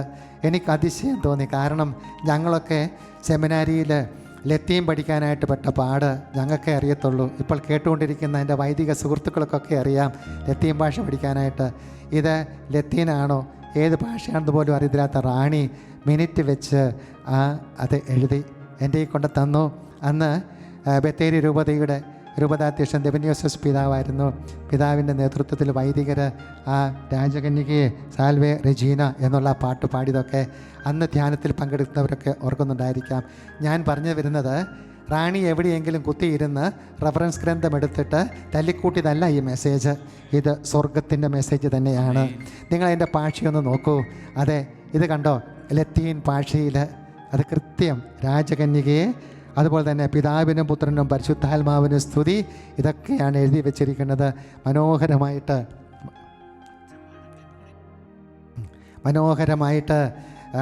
ഇത് എഴുതിയിരിക്കുകയാണ്.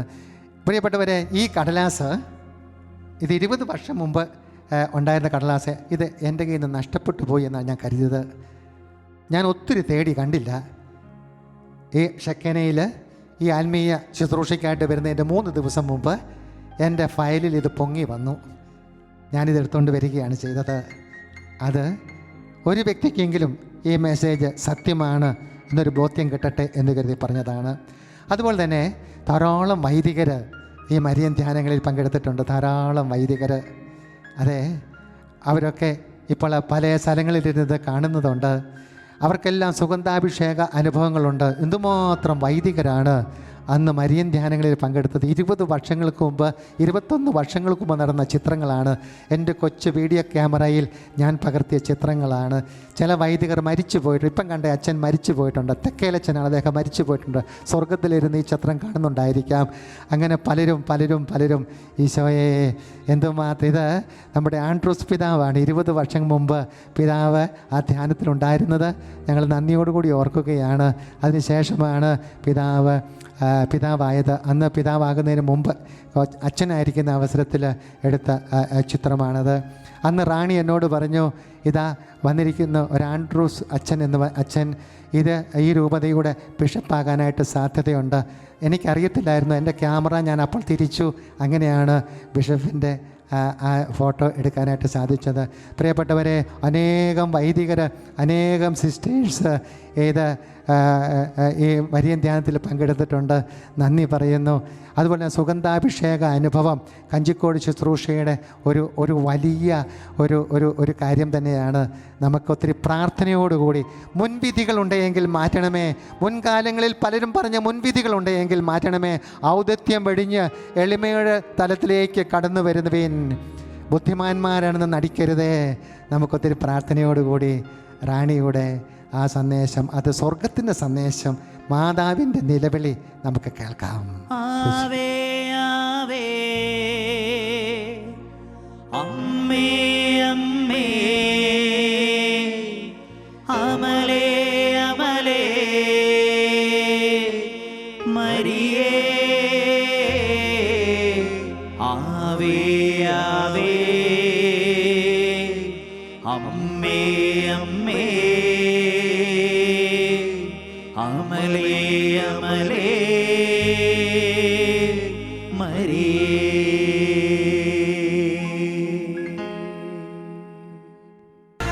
Ave Maria, hallelujah. ഈശോ മിശിഹായുടെ വാഗ്ദാനങ്ങൾക്ക് നമ്മൾ എല്ലാവരും യോഗ്യരാകുവാൻ സർവേശ്വരൻ്റെ പരിശുദ്ധ ദൈവമാതാവേ, ഞങ്ങൾക്ക് വേണ്ടി അപേക്ഷിക്കണമേ എന്ന് നമുക്ക് പ്രാർത്ഥിക്കാം. അമ്മ നമുക്ക് വേണ്ടി പ്രാർത്ഥിച്ചു കൊണ്ടിരിക്കുക.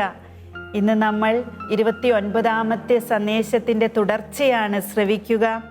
അമ്മ പറയുന്നു, മക്കളെ, യുദ്ധസന്നാഹങ്ങളും സഭയ്ക്കുള്ളിലെ വിശ്വാസത്തിൻ്റെ ക്ഷയിക്കലും തിന്മയുടെ വിജയം ആഘോഷിക്കപ്പെടുന്നതിൻ്റെ അടയാളമാണ്. മക്കളെ, നിങ്ങൾക്കായി സ്വർഗത്തിനായി നിലകൊള്ളുന്ന എൻ്റെ സ്വരം നിങ്ങൾ ശ്രവിച്ചിരുന്നെങ്കിൽ, ഇതാ നിങ്ങളുടെ അമ്മയായ ഞാൻ പ്രവചിക്കുന്നു, മക്കളെ കർത്താവിങ്കിലേക്ക് തിരിയുവിൻ, പാപങ്ങളും പാപമാർഗങ്ങളും ഉപേക്ഷിക്കുവിൻ, അന്ധതയുടെയും അശുദ്ധതയുടെയും മൂടുപടം എടുത്തു മാറ്റുവിൻ. അമ്മ പറയുന്നു, മക്കളെ കർത്താവിങ്കിലേക്ക് തിരിയുവിൻ. നമ്മളിപ്പോൾ എവിടേക്കാ തിരിഞ്ഞിരിക്കുന്നേ? ചിന്തിക്കാൻ അമ്മ മക്കളോട് പറയാ, മക്കളെ നിങ്ങൾ എങ്ങോട്ടാ തിരിഞ്ഞിരിക്കുന്നേ? നിങ്ങളുടെ ദൃഷ്ടി ലോകത്തിലാണ് ഉറപ്പിച്ചിരിക്കുന്നത്. അരുത് മക്കളെ, നിങ്ങളുടെ ദൃഷ്ടി, നിങ്ങളുടെ ജീവൻ, നിങ്ങളുടെ ജീവിതം കർത്താവിങ്കിലേക്ക് തിരിക്കുവിനെന്ന് അമ്മ മക്കളോട് പറയുമ്പോൾ, പ്രിയ ദൈവജനമേ, പ്രിയപ്പെട്ട ദൈവ പൈതലേ, നിന്റെ കാതുകളിൽ വന്ന അമ്മ ഇത് പറയുന്നത്. നീ കർത്താവിങ്കിലേക്ക് തിരിയു കുഞ്ഞേ. നീ തിരിഞ്ഞിരിക്കുന്ന വഴി അപകടത്തിൻ്റെതാണ്, അത് മൃത്യുവിൻ്റെതാണ്, നിന്റെ ആത്മാവിനെ നശിപ്പിക്കുന്നതാണ്, അത് നിന്നെ സ്വർഗത്തിലേക്ക് എത്തിക്കില്ല. നീ സ്വീകരിച്ചിരിക്കുന്ന വഴി ഏതാണെന്ന് ഈ അമ്മ പറഞ്ഞു തരാം. അമ്മ പറയാ, നീ സ്വീകരിച്ചിരിക്കുന്ന വഴിയിൽ നിന്നിട്ട്, ആ വഴിയിൽ തന്നെ നിന്നിട്ട് നീ കർത്താവിനെ ഒന്ന് നോക്ക്. കർത്താവ് കാണിച്ചു തരുന്ന വഴി ഏതാണെന്ന് നീ ചിന്തിക്ക്, സ്വീകരിക്ക്.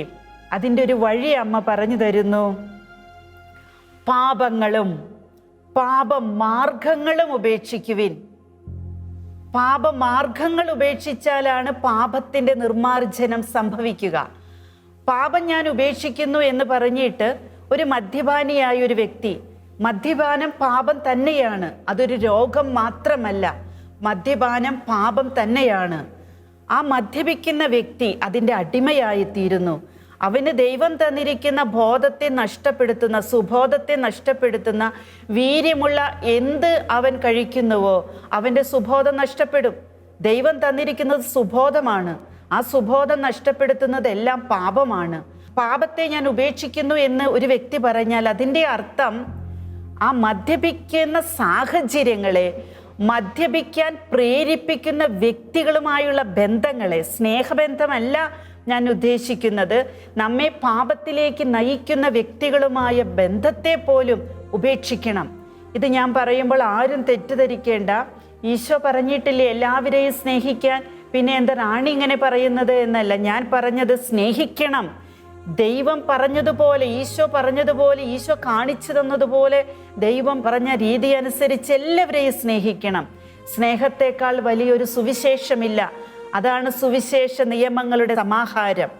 ആ സ്നേഹം നിലനിർത്തിക്കൊണ്ട് തന്നെ പാപം ചെയ്യാൻ പ്രേരിപ്പിക്കുന്നവരുമായുള്ള ബന്ധത്തെ സാഹചര്യത്തോടെ ഉപേക്ഷിക്കണം.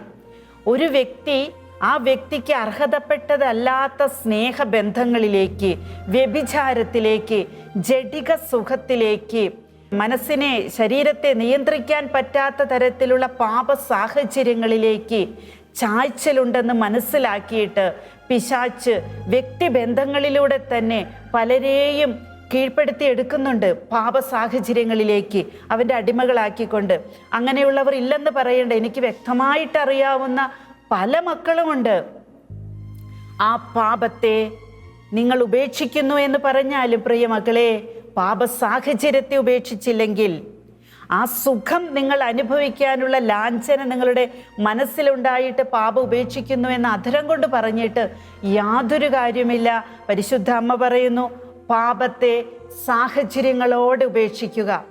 ചില കുടുംബജീവിതം നയിക്കുന്ന മക്കൾ പറയാറുണ്ട്, ചിലവരൊക്കെ ഞങ്ങളുടെ ഭവനങ്ങളിൽ വരുമ്പോൾ അത് കൂടപ്പിറപ്പുകളായിക്കോട്ടെ, ഞങ്ങൾക്ക് വല്ലാത്ത അസ്വസ്ഥതയാണ്. കാരണം എന്താ? കുറ്റങ്ങൾ, കുറവുകൾ, മറ്റുള്ളവരെ കുറിച്ചുള്ള മുൻവിധികൾ, മറ്റുള്ളവരുടെ കുടുംബത്തിൽ സംഭവിച്ചതോ സംഭവിക്കാത്തതോ ആയ കാര്യങ്ങളൊക്കെ പറഞ്ഞ് മറ്റുള്ളവരെ അസ്വസ്ഥതപ്പെടുത്തുക. ആ സാഹചര്യം ഒഴിവാക്കണം. അങ്ങനെ ഒഴിവാക്കുന്നതിലൂടെ ഒരുപക്ഷെ നമുക്ക് സഹനങ്ങൾ ഉണ്ടാകാം. അങ്ങനെയുള്ള വ്യക്തികൾ പറയും, ഞങ്ങളെ അവർ ഒഴിവാക്കി, അവർ തിരിച്ചറിയുന്നില്ല ഈ സാഹചര്യം കൊണ്ടാണെന്ന്. നമ്മിൽ പലരും അങ്ങനെ ആയിരിക്കാം. നമ്മളുടെ സാന്നിധ്യം കൊണ്ട് മറ്റുള്ളവരുടെ കുറ്റങ്ങൾ കേൾക്കാൻ ഇടവന്നിട്ടുണ്ടെങ്കിൽ ആ സാഹചര്യത്തെ ഓർത്ത് അനുതപിക്കുക.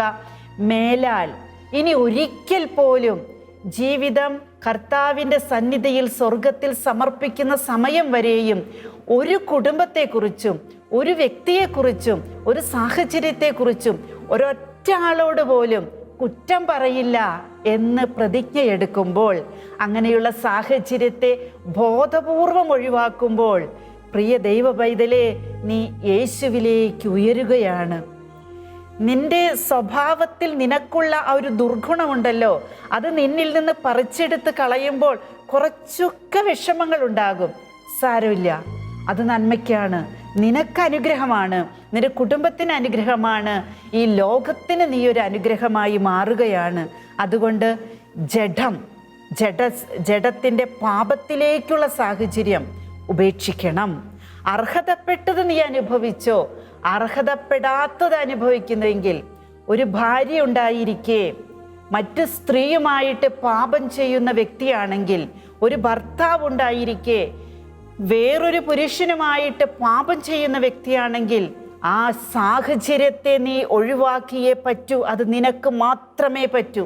അത് നിനക്ക് പറ്റും, നിന്നെക്കൊണ്ട് സാധിക്കുമെന്ന് അമ്മ നമുക്ക് ഉറപ്പ് തരികയാണ്. അശുദ്ധിയുടെ മൂടുപടം എടുത്തു മാറ്റുവിൻ.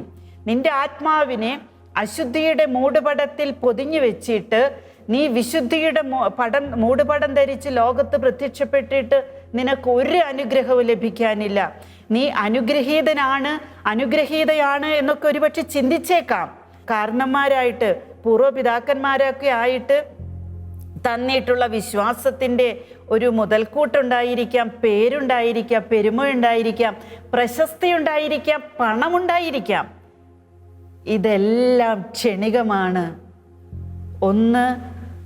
ഒരു ചെറിയൊരു വീഴ്ചയുണ്ടായാൽ തീരാവുന്നതേ ഉള്ളൂ ഈ പറഞ്ഞതെല്ലാം. എന്നാൽ നിന്നിൽ നശിക്കാത്തൊരു ആത്മാവിനെ രൂപപ്പെടുത്തിയെടുക്കാൻ, അതിനെ വളർത്താൻ പാപത്തെ സാഹചര്യത്തോടെ ഉപേക്ഷിക്കുക. അത് എത്ര പെയിൻഫുൾ ആണെങ്കിലും, എത്ര വേദനാജനകമാണെങ്കിലും, കാരണം നീ പാപത്തിൽ വീഴാതിരിക്കാൻ നീ ചെയ്തു കൂട്ടിയ പാപങ്ങളെല്ലാം സ്വന്തം ശരീരത്തിൽ സ്വീകരിച്ച് മൂന്നാണികളിൽ തൂങ്ങിക്കിടന്ന് ആകാശത്തിനും ഭൂമിക്കും മധ്യേ നാട്ടപ്പെട്ട വധോപകരണമെന്ന് ലോകം വിശേഷിപ്പിക്കുന്ന കുരിശിനെ വിശുദ്ധ കുരിശാക്കി നിനക്ക് വേണ്ടി രക്തം ചിന്തി മരിച്ച നിന്റെ കർത്താവാ പറയുന്നത്.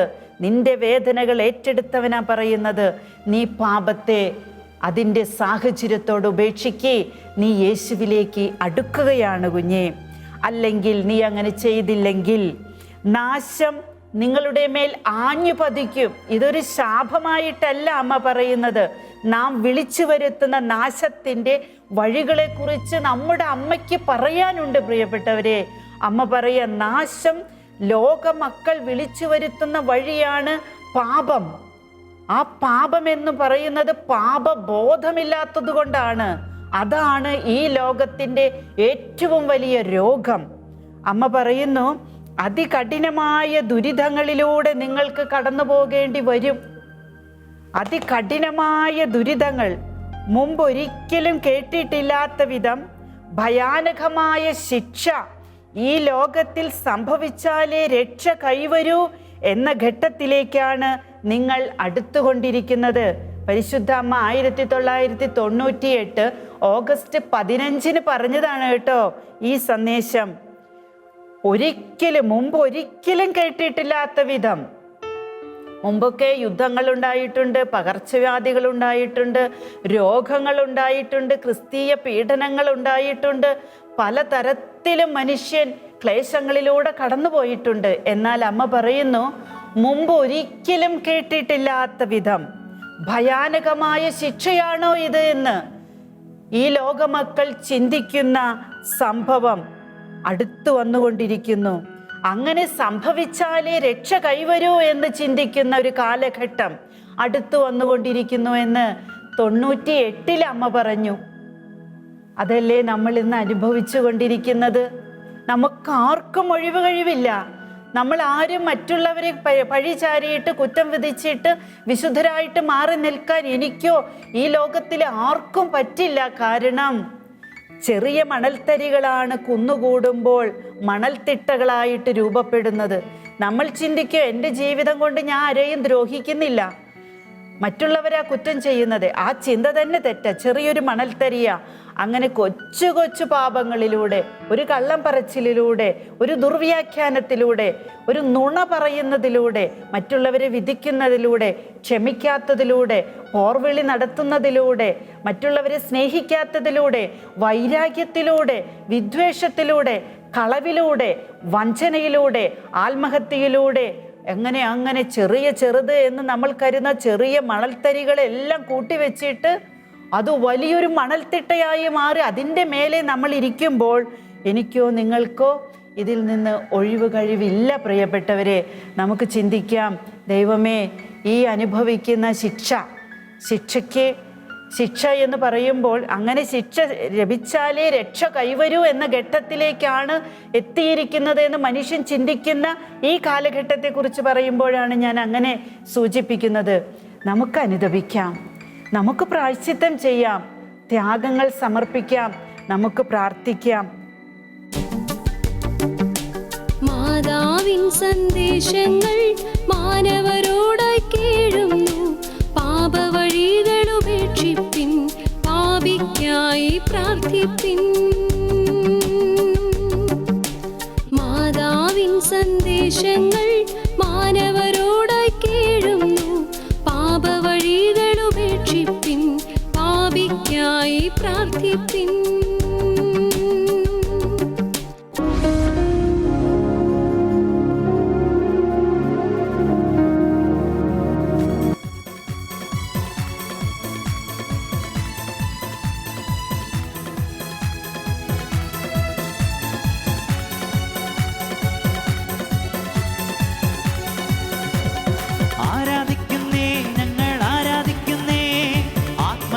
യേശുവിനെ ആരാധിക്കുന്നേ, ഞങ്ങൾ ആരാധിക്കുന്നേ, ആത്മാവിലും സത്യത്തിലും ആരാധിക്കുന്നേ, ഞങ്ങൾ ആരാധിക്കുന്നേ, ആത്മനാഥൻ യേശുവിനെ ആരാധിക്കുന്നേ, ഞങ്ങൾ ആരാധിക്കുന്നേ, ആത്മാവിലും സത്യത്തിലും ആരാധിക്കുന്നേ, ഞങ്ങൾ ആരാധിക്കുന്നേ, ആത്മനാഥൻ യേശുവിനെ ആരാധിക്കുന്നേ,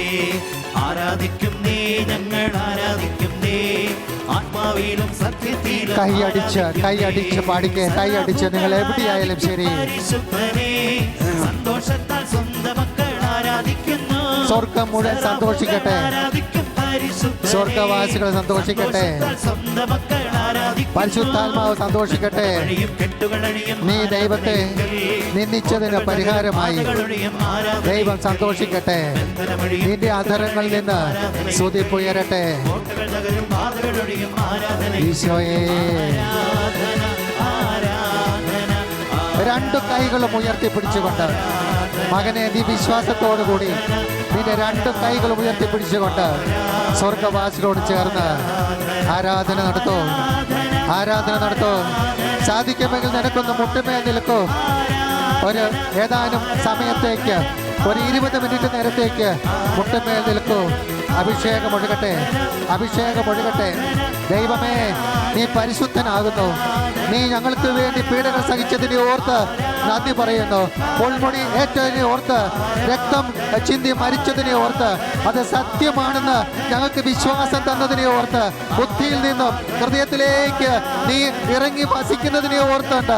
അനേകം ഹൃദയങ്ങളെ നീ ഇപ്പോൾ സ്പർശിക്കുന്നതിനെ ഓർത്ത്, ഈ രാവിൽ അനേകർക്ക് വിശ്വാസത്തിന്റെ കൃപ നൽകുന്നതിനെ ഓർത്ത് ഹല്ലേലൂയ, ഹല്ലേലൂയ, ഹല്ലേലൂയ, ഹല്ലേലൂയ, ഹല്ലേലൂയ, ഹല്ലേലൂയ, ഹല്ലേലൂയ, ഹല്ലേലൂയ, ഹല്ലേലൂയ, ഹല്ലേലൂയ, ഹല്ലേലൂയ, ഹല്ലേലൂയ. യേശുവേ വിളിക്കട്ടെ, യേശുവിനെ വിളിക്കട്ടെ. നിന്റെ ഭവനത്തിലേക്ക് പരിശുദ്ധ കുർബാനയിൽ നിന്നും ശക്തി ഒഴുകട്ടെ. എസെക്കിയേൽ 5:4 ശക്തി ഒഴുകട്ടെ. പരിശുദ്ധ കുർബാനയിൽ നിന്നും ശക്തി ഒഴുകട്ടെ. പരിശുദ്ധ കുർബാനയിൽ നിന്നും നിന്റെ ഭവനത്തിലേക്ക്, നിന്റെ വേദനിക്കുന്ന അവസ്ഥയിലേക്ക്, രോഗങ്ങളിലേക്ക്, വൃദ്ധരായിട്ടുള്ള നിന്റെ മാതാപിതാക്കന്മാരുടെ അടുക്കലേക്ക് ശക്തി ഒഴുകട്ടെ. ഇന്ന് വൃദ്ധന്മാരുടെ ദിവസമാണ്, നമ്മുടെ പ്രായമായ മാതാപിതാക്കന്മാരുടെ ദിവസമാണ്. അവരുടെ രോഗശയ്യകളിലേക്ക്, മൂലം വിഷമിക്കുന്ന അവരുടെ രോഗശയ്യയിലേക്ക് ഇപ്പോൾ ചൈതന്യം ചൈതന്യം ഒഴുകട്ടെ. വിശ്വാസമില്ലാത്തവരുടെ ഹൃദയങ്ങളിലേക്ക് ചൈതന്യം ഒഴുകട്ടെ, ചൈതന്യം ഒഴുകട്ടെ, കൃപയൊഴുകട്ടെ, നിന്റെ ഭവനത്തിലേക്ക് ഒഴുകട്ടെ. ആരുടെ മാനസാന്തരമാണോ നീ ഇപ്പോൾ ആഗ്രഹിക്കുന്നത്, ആ വ്യക്തിക്ക് വേണ്ടി, ആ വ്യക്തിയുടെ ശിരസിലേക്ക് പരിശുദ്ധ കുർബാനയിൽ നിന്നും ശക്തി ഒഴുകട്ടെ, ശക്തി ഒഴുകട്ടെ, ശക്തി ഒഴുകട്ടെ, ശക്തി ഒഴുകട്ടെ. യേശുവേ, യേശുവേ. യേശയ്യ 4-ാം അധ്യായം 4-5 വചനങ്ങള്. ന്യായവിധിയുടെ തീക്കാറ്റയച്ച് സിയോൻ പുത്രിയുടെ മാലിന്യം കർത്താവ് ഇല്ലാതാക്കി മാറ്റും. ന്യായവിധിയുടെ തീക്കാറ്റയച്ച് സിയോൻ പുത്രിയുടെ മാലിന്യം കർത്താവ് ഇല്ലാതാക്കി മാറ്റും. യേശയ്യ 4:4. ജെറുസലേമിന് മധ്യയുള്ള രക്തക്കറ കർത്താവ് തുടച്ചു മാറ്റും. അപ്പോൾ സിയോൻ പർവ്വതത്തിനും അതിനു ചുറ്റും സമ്മേളിച്ചവരുടെ മുകളിൽ പകൽ മേഘത്തൂണും രാത്രി ജ്വലിക്കുന്ന അഗ്നിയുടെ ദീപ്തിയും ഞാൻ സ്ഥാപിക്കും. കർത്താവിന്റെ മഹത്വം എല്ലാത്തിനും മുകളിൽ ഒരു വിധാനമായി നിലകൊള്ളും. യേശയ്യ 4:4-5 വചനങ്ങള്. ഈ പരിശുദ്ധ കുർബാനയിൽ നിന്നും കർത്താവിൻ്റെ ശക്തി നിന്റെ വീടിൻ്റെ മുകളിൽ ഒരു മഹത്വവും വിധാനവുമായിട്ട് നിലകൊള്ളാൻ പോവുകയാണ്. നിന്റെ മക്കളുടെ മുകളിൽ അവര് എവിടെയായാലും ശരി പ്രാർത്ഥിക്കൂ, അവരുടെ മുകളിൽ ഒരു മഹത്വവും വിധാനവുമായിട്ട് നിലകൊള്ളുകയാണ്. യേശയ്യ 66:15 പറയുന്നു, കർത്താവ് അഗ്നിയിൽ എഴുന്നള്ളുന്നു. എസെക്കിയേൽ 5:4 പറയുന്നു, അവിടെ നിന്നൊരു ശക്തി പുറപ്പെടും, അവിടെ തീ പുറപ്പെട്ട് ഇസ്രായേലിൽ എല്ലാ ഭവനങ്ങളിലേക്കും വ്യാപിക്കും. ഇപ്പോൾ ഈ സമയം പരിശുദ്ധ കുർബാനയിൽ നിന്നും ശക്തി ഒഴുകുകയാണ്. മകനെ, നിന്റെ ഭവനത്തിലേക്ക് ഇന്ന് സഭ ആഘോഷിക്കുന്ന വൃദ്ധരായിട്ടുള്ള മാതാപിതാക്കന്മാരുടെ ദിവസം, വയോധികരായിട്ട് കഴിയുന്നവർക്ക് മുത്തശ്ശന്മാരുടെയും മുത്തശ്ശിമാരുടെയും ഒക്കെ ദിവസമാണ്. പരിശുദ്ധപിതാവ് പ്രത്യേകമായിട്ട് പറഞ്ഞ് ഇന്ന് അനേകർ അപ്രകാരം അവരെ ശുശ്രൂഷിക്കുവാനും അതുപോലെ വെർച്വൽ കോണ്ടാക്റ്റ് ടെലിഫോണിലൊക്കെ സംസാരിക്കാനും ആ സ്നേഹപ്രകടനങ്ങൾ അറിയിക്കാനും ഒക്കെ പരിശുദ്ധ പിതാവ് നിശ്ചയിച്ച ദിവസമാണിന്ന്. നമുക്ക് ഈ രാവിലെ അവരെയൊക്കെ ഓർത്ത് നമുക്ക് നന്ദി പറയാം. മരിച്ചുപോയ നമ്മുടെ മാതാപിതാക്കന്മാരാണെങ്കിൽ സ്വർഗത്തിൽ ഇപ്പോൾ അവരിന്ന് സന്തോഷിക്കുകയാണ്. മകനെ, നമ്മുടെ ഭവനത്തിൽ നീ ഇപ്പോൾ ഈ ആരാധനയിൽ പങ്കെടുക്കുന്നതിനെ ഓർത്ത് ഞങ്ങൾ സ്തുതിക്കുന്നു, സ്വർഗവാസികൾ സ്തുതിക്കുന്നു എന്ന് പറഞ്ഞുകൊണ്ട് നിന്നെ ഓർത്ത്, ഈ ആരാധനയിൽ പങ്കെടുക്കുന്ന നിന്നെ ഓർത്ത് സ്വർഗത്തിൽ മരിച്ചുപോയ നിന്റെ മാതാപിതാക്കന്മാര് ഇപ്പോൾ സന്തോഷിക്കുകയാണ് ചെയ്യുന്നത്. ഇത് പുറപ്പാടിന്റെ പുസ്തകം 33-ാം അധ്യായത്തില് മോശ പറഞ്ഞു, കർത്താവേ, എനിക്ക് അങ്ങയുടെ മഹത്വം ഒന്ന് കാണണമേ. അവനെ കൊണ്ടുപോയി ഒരു പാറയുടെ വിള്ളലിൽ നിർത്തിയിട്ട് കൈകൾ കൊണ്ട് മറച്ചിട്ട് കർത്താവ് അവിടെ കടന്നുപോയിട്ട് പറഞ്ഞു, നിനക്ക് ഞാൻ ദൂരേക്ക് പോയി കഴിയുമ്പോൾ നിനക്ക് എൻ്റെ പിൻഭാഗം കാണാൻ, മുൻഭാഗം കണ്ടാൽ നീ മരിച്ചു വീഴും. ഈ ഊർജം താങ്ങുവാൻ നിനക്ക് സാധ്യമല്ല. ആ മോശയോട് പറഞ്ഞ അതേ ദൈവം തന്നെ വചനം മാംസമായി, മാംസം ബലിയായി, ബലിയാഹാരമായി തീർന്നുകൊണ്ട് പരിശുദ്ധ കുർബാനയിൽ തന്നെ ശൂന്യനാക്കിക്കൊണ്ട്, യേശുവേ, അങ്ങയുടെ മഹത്വം ഈ നഗ്ന നേത്രങ്ങൾക്ക് കാണുന്നതിന് വേണ്ടിയിട്ട് ഞങ്ങളോട് ചെയ്ത ആ സ്നേഹം ബുദ്ധിക്കും യുക്തിക്കും അതീതമായത് ഞങ്ങൾ വിശ്വസിക്കുന്ന കർത്താവേ, ഞങ്ങൾ വിശ്വസിക്കുന്നു. അനേകര് കർത്താവിന്റെ രക്ഷാകര പദ്ധതി അത് വെറും നുണയാണെന്ന് പറഞ്ഞുകൊണ്ട് ദൈവത്തിനെതിരെ അഹങ്കാരത്തിന്റെ വൻപ് കൊമ്പ് ഉയർത്തുമ്പോൾ ഫാത്തിമയിൽ മക്കളെ പഠിപ്പിച്ച മാലാഖ പഠിപ്പിച്ച പ്രാർത്ഥന ഞങ്ങൾ ഒന്നു ചേർന്ന് 5 ലക്ഷത്തിൽ പരം ആൾക്കാര് 5 ഭൂഖണ്ഡിലിരുന്നു കൊണ്ട് ഒന്നു ചേർന്ന് ഇപ്പോൾ ഞങ്ങൾ പ്രാർത്ഥിക്കുന്നു. കർത്താവേ, ഞങ്ങളോട് കരുണയായിരിക്കണമേ. പ്രാർത്ഥിക്കാം. എൻ്റെ ദൈവമേ, ഞാൻ അങ്ങയിൽ വിശ്വസിക്കുന്നു. എൻ്റെ ദൈവമേ, ഞാൻ അങ്ങിൽ വിശ്വസിക്കുന്നു. നിങ്ങൾ എവിടെയായാലും ഉറക്കെ അത് പറയൂ. ഞാൻ അങ്ങേ ആരാധിക്കുന്നു, ഞാൻ അങ്ങേ ആരാധിക്കുന്നു, ഞാൻ അങ്ങിൽ പ്രത്യാശ വയ്ക്കുന്നു, ഞാൻ അങ്ങേ സ്നേഹിക്കുന്നു, ഞാൻ അങ്ങേ സ്നേഹിക്കുന്നു, ഞാൻ അങ്ങിൽ വിശ്വസിക്കുന്നു. അങ്ങിൽ വിശ്വസിക്കാത്തവർക്ക് വേണ്ടി, അങ്ങേ ആരാധിക്കാത്തവർക്ക് വേണ്ടി, അങ്ങേ പ്രത്യാശ വയ്ക്കാത്ത സ്നേഹിക്കാത്തവർക്ക് വേണ്ടി, അങ്ങേ സ്നേഹിക്കാത്തവർക്ക് വേണ്ടി, അങ്ങേക്കെതിരെ വിദ്വേഷം പുലർത്തുന്നവർക്ക് വേണ്ടി ഞാൻ അങ്ങയോട് മാപ്പപേക്ഷിക്കുന്നു. ഞാൻ അങ്ങയോട് മാപ്പപേക്ഷിക്കുന്നു. എന്റെ മക്കൾക്ക് വേണ്ടി ഞാൻ അങ്ങയോട് മാപ്പപേക്ഷിക്കുന്നു. എന്റെ പ്രിയപ്പെട്ടവർക്ക് വേണ്ടി ഞാൻ അങ്ങയോട് മാപ്പപേക്ഷിക്കുന്നു.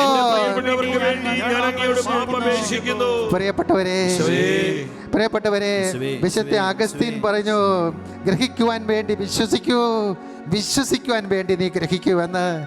അത്ഭുത പ്രവർത്തകനായ വിശുദ്ധ അന്തോനീസ് അദ്ദേഹം ഒരു വചനം ഞാൻ ഓർക്കുകയാണ്. അദ്ദേഹം പറയുകയാണ്, സ്നേഹമാണ് വിശ്വാസത്തിൻ്റെ ആത്മാവ്, സ്നേഹമാണ് വിശ്വാസത്തിൻ്റെ ജീവൻ. സ്നേഹം മരിക്കുമ്പോൾ വിശ്വാസം മരിക്കുന്നു. യേശുവേ, സ്നേഹത്താൽ എരിയുന്ന ഒരു ഹൃദയം എനിക്ക് നൽകണമേ. ഇന്നലെ വരെ എൻ്റെ ബുദ്ധിയിലായിരുന്നു ഞാൻ അങ്ങയെ സ്വീകരിച്ചതെങ്കിൽ, അതെ, പല ദുഷ്ചിന്തകള്, അതിൻ്റെ ചില്ലകള് എൻ്റെ ബുദ്ധിയിൽ നിന്നും ഞാൻ അങ്ങയെ തള്ളിക്കളഞ്ഞുവെങ്കിൽ, ഹൃദയത്തിലേക്ക് അങ്ങയുടെ ആ വചനം കടന്നു വരുവാൻ ഞാൻ തന്നെ ബോധപൂർവം കോട്ട സൃഷ്ടിച്ചുവെങ്കിൽ, കർത്താവേ, ഹൃദയം ഇതാ ഞാൻ തുറന്നിരിക്കുന്നു, ഞാനിതാ ഹൃദയം കീറിയിരിക്കുന്നു, ഞാനിതാ പരിച്ഛേദനത്തിന്റെ അടയാളം ഹൃദയത്തിൽ സ്വീകരിക്കുന്നു, ഞാൻ പശ്ചാത്തപിക്കുന്നു കർത്താവേ. അതെ, കുരിശിൻ ചുവട്ടിൽ ഞാനിത് അങ്ങേക്ക് വേണ്ടി മരിക്കുന്നു, അങ്ങേക്ക് വേണ്ടി മരിക്കുന്നു. ഞാൻ എനിക്ക് വേണ്ടി മരിച്ചുകൊണ്ട് അങ്ങേക്ക് വേണ്ടി ഞാൻ ജീവിക്കുവാൻ തയ്യാറാകുന്നു. കുരിശിലൂടെ ജീവിതത്തെ കാണുവാൻ മാത്രമേ പ്രത്യാശ ഉണ്ടാകുകയുള്ളൂ. അതെ, കുരിശിലൂടെ അങ്ങനെ കാണണമെന്നുണ്ടെങ്കിൽ മകനെ, നീ ആദ്യമായിട്ട് ആത്മീയ സഹനം ഏറ്റെടുക്കണം. ആത്മീയ സഹനം എന്ന് പറയുന്നത് നിന്റെ ചിന്താഗതിയിൽ മാറ്റം വരുത്തണം. ഇന്നത്തെ ക്ലാസ് മുഴുവൻ ഞാൻ അതാണ് പറഞ്ഞത്. നിന്റെ ചിന്താഗതിയിൽ നീ മാറ്റം വരുത്തൂ. യേശയ്യ 55:7 പറയുന്നു, ദുഷ്ടൻ തൻ്റെ മാർഗവും അധർമ്മി തൻ്റെ ചിന്താഗതിയും മാറട്ടെ. ഇന്നലെ വരെ നീ തമ്പുരാനെ കുറിച്ച് ഒരു കെട്ടുകഥയാണ് എന്ന്, ഒരു മിഥ്യയാണെന്നും ബൈബിൾ ഒരു മിഥ്യയാണെന്ന് നീ ചിന്തിച്ചുവെങ്കിൽ അതെല്ലാം മാറ്റിക്കൊണ്ട്, അതെ, നമുക്ക് വേണ്ടി മരിച്ചവനാണ് ഈ പരിശുദ്ധ കുർബാനയിൽ സത്യമായിട്ടും സന്നിഹിതനായിരിക്കുന്നത്. രണ്ട് കരങ്ങളും ഉയർത്തിപ്പിടിച്ചുകൊണ്ട് നമ്മുടെ മക്കൾക്ക് വേണ്ടി, നമ്മുടെ പ്രിയപ്പെട്ടവർക്ക് വേണ്ടി, അതോടൊപ്പം തന്നെ വിശ്വാസമില്ലാത്ത മകനും മകൾക്ക് വേണ്ടി, ജീവിത പങ്കാളിക്ക് വേണ്ടി നമുക്കിവിടെ സ്വർഗത്തിന്റെ കണ്ണീരോട് ചേർന്നുകൊണ്ട്, മാലാഖാവർണ്ണത്തിന്റെ കണ്ണീരോട് ചേർന്നുകൊണ്ട്, രക്തസാക്ഷികളുടെ കണ്ണീരോട് ചേർന്ന്, സഭയോട് ചേർന്ന്, എല്ലാ വൈദികരോട് ചേർന്ന്, എല്ലാ സമർപ്പരോട് ചേർന്ന്, രക്തസാക്ഷികളോട് ചേർന്ന്, വിജയം വരിച്ച മകുടം ചൂടിയ രക്തസാക്ഷികളോട് ചേർന്ന്, നീതിമാന്മാരോട് ചേർന്ന്, തിരുനാൾ ആഘോഷിക്കുന്ന അൽഫോൻസാമയുടെ മധ്യസ്ഥയിൽ ചേർന്നുകൊണ്ട്, നാളെ തിരുനാൾ ആഘോഷിക്കുന്ന യോവാക്കിന്റെയും അന്നയുടെയും മധ്യസ്ഥം പ്രത്യേകം യാചിച്ചുകൊണ്ട്, നമ്മുടെ പേരിന് കാരണക്കാരനായ വിശുദ്ധയുടെ മധ്യസ്ഥം യാചിച്ചുകൊണ്ട്, രണ്ടു കരങ്ങളും ഉയർത്തി മുട്ടുമേൽ നിന്നുകൊണ്ട്, കർത്താവേ, ഞങ്ങൾ വിശ്വസിക്കുന്നു. നിന്റെ വിശ്വാസം അന്ന് അനേകരിലേക്ക്, അവിശ്വാസികളിലേക്ക് കടന്നു വരട്ടെ. അവിശ്വാസികളുടെ ബുദ്ധിയിൽ സാത്താൻ ഒരുക്കിയ കെട്ടുകൾ അഴിയട്ടെ. സാത്താൻ ഒരുക്കിയ ആ വലിയ മതില് തകർന്നു വീഴട്ടെ. ബുദ്ധി അന്ധകാരമാക്കി അനേകരെ മൃഗം അവന്റെ കൊമ്പ് ഉപയോഗിച്ച് അനേകരെ തളർത്തിയിരിക്കുന്നത് ഈ നിമിഷം യേശുനാമത്തിൽ അവരുടെ ബുദ്ധിയിൽ നിന്ന്, ഹൃദയത്തിൽ നിന്ന് വിട്ടുപോകട്ടെ. യേശുനാമത്തില് പരിശുദ്ധ പിതാവിനോട് ചേർന്ന്, കദ്രാന്മാരോട് ചേർന്ന്, രൂപതാധ്യക്ഷൻ ആൻഡ്രൂസ് പിതാവിനോട് ചേർന്നുകൊണ്ട്, മേജർ ആർച്ച് ബിഷപ്പ് ആലിച്ചേരി പിതാവിനോട് ചേർന്നുകൊണ്ട്, എല്ലാ മെത്രാന്മാരോട് ചേർന്നുകൊണ്ട്, വൈദിക സുഹൃത്തുക്കളോട് ചേർന്നുകൊണ്ട്, പരിശുദ്ധ അമ്മയുടെ പ്രത്യേക മധ്യസ്ഥതയിൽ, വിശുദ്ധരുടെ കൂട്ടായ്മയിൽ, രക്തസാക്ഷികളുടെ വലിയ സ്നേഹ കൂട്ടായ്മയിൽ നിന്നുകൊണ്ട് എല്ലാ അന്ധകാര ശക്തികളെയും, ബുദ്ധിയിൽ ബാധിച്ചിരിക്കുന്ന അവിശ്വാസത്തിന്റെ, അന്ധവിശ്വാസത്തിന്റെ, ദൈവത്തിനെതിരായിട്ടുള്ള അധികാരത്തിന്റെ പൈശാചിക കെട്ടുകൾ അഴിയട്ടെ, അഴിഞ്ഞു പോകട്ടെ. സ്തുതിക്കട്ടെ. 5 ലക്ഷം പേര് ഈ സമയം ലോകത്തിന്റെ പലഭാഗങ്ങളിൽ ഇരുന്ന് സ്വർഗത്തിന്റെ കണ്ണീരോട് ചേർന്ന് സ്തുതിക്കട്ടെ. യേശുവേ, സ്തുതിക്കട്ടെ. അവിശ്വാസം വിട്ടുപോകട്ടെ. സഭയിൽ നിന്ന് പിശാച് വിട്ടുപോകട്ടെ. സഭാ മക്കളിൽ നിന്ന് വിശ്വാസം വിട്ടുപോകട്ടെ. തിരഞ്ഞെടുക്കപ്പെട്ടവരിൽ നിന്ന് അവിശ്വാസം വിട്ടുപോകട്ടെ. കർത്താവേ, വിട്ടുപോകട്ടെ. നിന്റെ തിരഞ്ഞെടുക്കപ്പെട്ടവരെ ഇവൻ അടിമയാക്കിയിട്ടുണ്ടെങ്കിൽ ആ വലിയ ബന്ധനം അവിശ്വാസത്തിന്റെ കെട്ടഴിയട്ടെ, ബുദ്ധിയുടെ കെട്ടഴിയട്ടെ.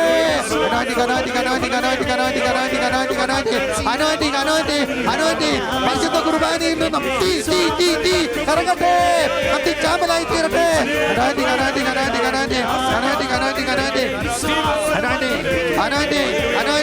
തീ ഇറങ്ങട്ടെ, അനേകരുടെ ബുദ്ധിയിലേക്ക് വിശ്വാസത്തിന്റെ തീ ഇറങ്ങട്ടെ, ഹൃദയത്തിലേക്ക് തീ ഇറങ്ങട്ടെ, മജ്ജയിലേക്ക് തീ ഇറങ്ങട്ടെ, മാംസത്തിലേക്ക് തീ ഇറങ്ങട്ടെ, അവന്റെ നാവിലേക്ക് തീ ഇറങ്ങട്ടെ. യേശുവേ, ഞങ്ങളുടെ നിലവിളി പ്രാർത്ഥന സ്വീകരിച്ചുകൊണ്ട് അനോയിന്റിങ് അനേകം മക്കളെ വിശ്വാസത്തിലേക്ക് കൊണ്ടുവരണമേ. അനോയിന്റിങ്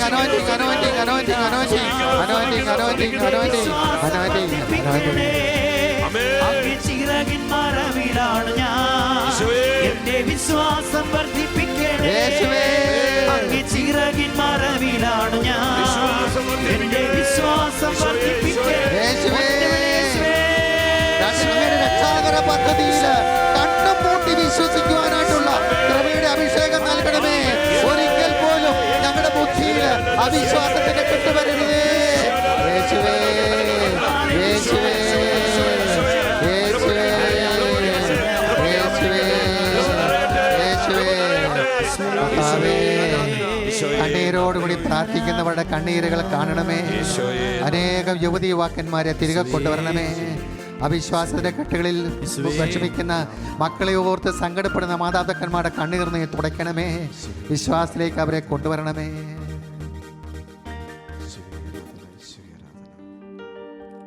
പ്രിയപ്പെട്ടവരെ, നമുക്കൊത്തിരി നന്ദി പറയാം കർത്താവിന്. കർത്താവിന് നമ്മളെക്കുറിച്ച് കരുതലുണ്ട്. ഈ ആത്മീയ ശുശ്രൂഷ നമുക്ക് വേണ്ടി കർത്താവ് ഒരുക്കിയതാണ്. ഒന്ന് രണ്ട് കാര്യം ഞാൻ ഓർപ്പിക്കട്ടെ.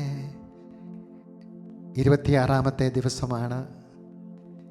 ഈ പ്രാർത്ഥന ശുശ്രൂഷയുടെ 27ാം ദിവസമാണ്. ഇനി 10-13 ദിവസങ്ങളാണുള്ളത്.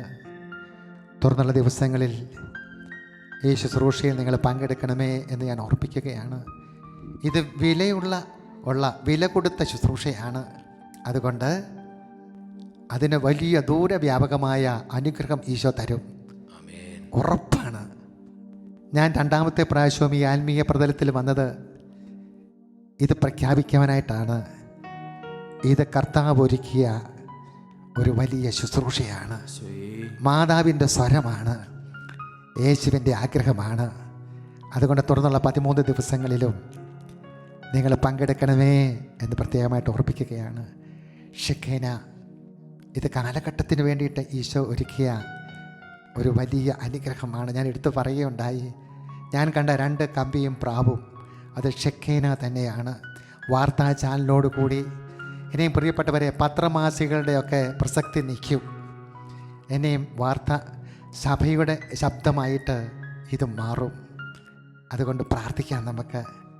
അതുപോലെ തന്നെ ഇപ്പോൾ കേബിൾ TV-യിലാണ് ഇത് കിട്ടുന്നത്. ഡിഷിൽ കിട്ടാനായിട്ട് ഏതെങ്കിലും ദൈവമക്കളെ ഒരുക്കട്ടെ, അതിനുള്ള സഹായം വരട്ടെ. മോശ പ്രാർത്ഥിച്ചപ്പോൾ ചെങ്കടൽ വിഭജിച്ച് വഴി ഒരുക്കിയതുപോലെ തീർച്ചയായിട്ടും കർത്താവ് ഇതിന് വഴി ഒരുക്കട്ടെ. ഇപ്പോൾ നമുക്കൊരു നിമിഷം പ്രാർത്ഥിക്കാം. കർത്താവേ, ഈ ആത്മീയ പ്രതലത്തെ അനുഗ്രഹിക്കണമേ. ഷെക്കനെയും ഷെക്കനെ കുടുംബത്തെയും അനുഗ്രഹിക്കണമേ. സന്തോഷ് ബ്രദറിനെയും പ്രത്യേകമായിട്ട് അനുഗ്രഹിക്കണമേ. അവിടെ പ്രിയപ്പെട്ടവരെയും ഉപകാരികളെയും അനുഗ്രഹിക്കണമേ. നമുക്ക് പ്രത്യേകമായിട്ട് പ്രാർത്ഥിക്കാം. അതോടൊപ്പം തന്നെ തുറന്നുള്ള ദിവസങ്ങളിലും ഇനി ശുശ്രൂഷയ്ക്കായിട്ട് വരുന്നവരെ, അത് ബഹുമാനപ്പെട്ട വൈദികരുണ്ട്, അതോടൊപ്പം തന്നെ ആത്മായ സുഹൃത്തുക്കളുണ്ട്. അവരെല്ലാം നമുക്ക് പ്രാർത്ഥനാപൂർവ്വം ഓർക്കാം.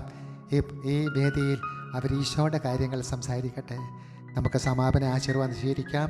എവിടെയായാലും ശരി, നിങ്ങൾ മുട്ടുകുത്തി നീ ആശീർവാദം സ്വീകരിക്കൂ.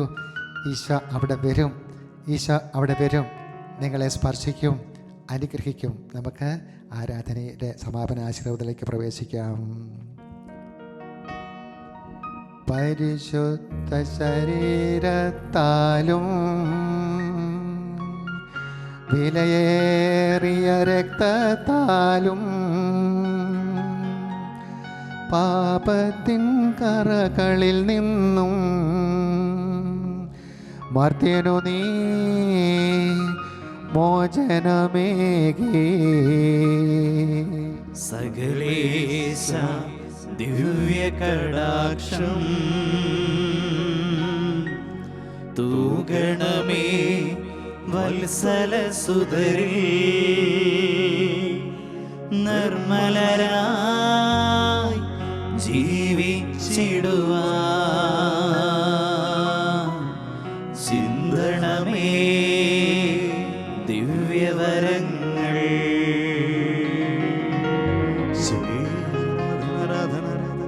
യേശുവേ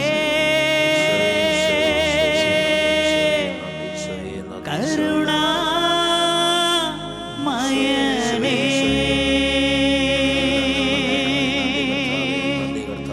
യേശുവേ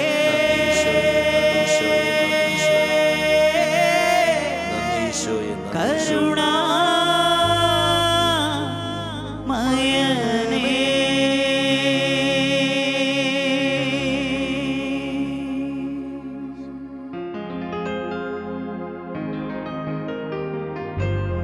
പരിശുദ്ധ പരമ ദിവ്യകാരുണ്യ ഈശോയ്ക്ക് എന്നേരവും ആരാധനയും സ്തുതിയും പുകഴ്ചയും ഉണ്ടായിരിക്കട്ടെ.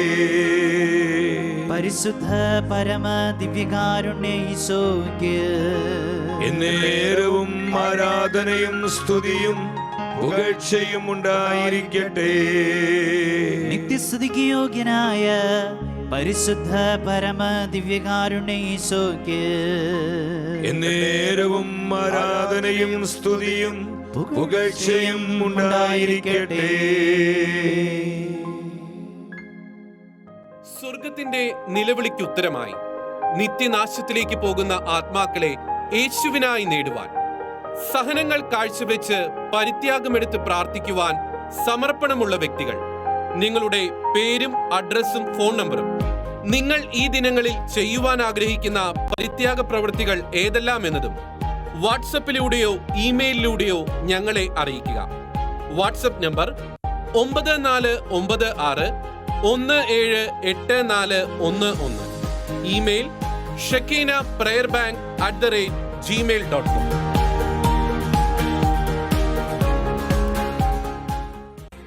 ലോകം മുഴുവനേക്കാൾ വിലയേറുന്നൊരു ആത്മാവിനെ നേടുവാൻ, ലോകം മുഴുവനേക്കാൾ വിലയേറുന്നൊരു ആത്മാവിനെ നേടുവാൻ, ലോക സുഖങ്ങളും സൗഭാഗ്യമൊക്കെയും ആത്മാവെ നേടുവാൻ ഞാൻ ത്യജിക്കാം. ലോകം നൽകിയിടുന്ന നൊമ്പരമൊക്കെയും ആത്മാക്കൾക്കായി ഞാൻ കാഴ്ച നൽകാം.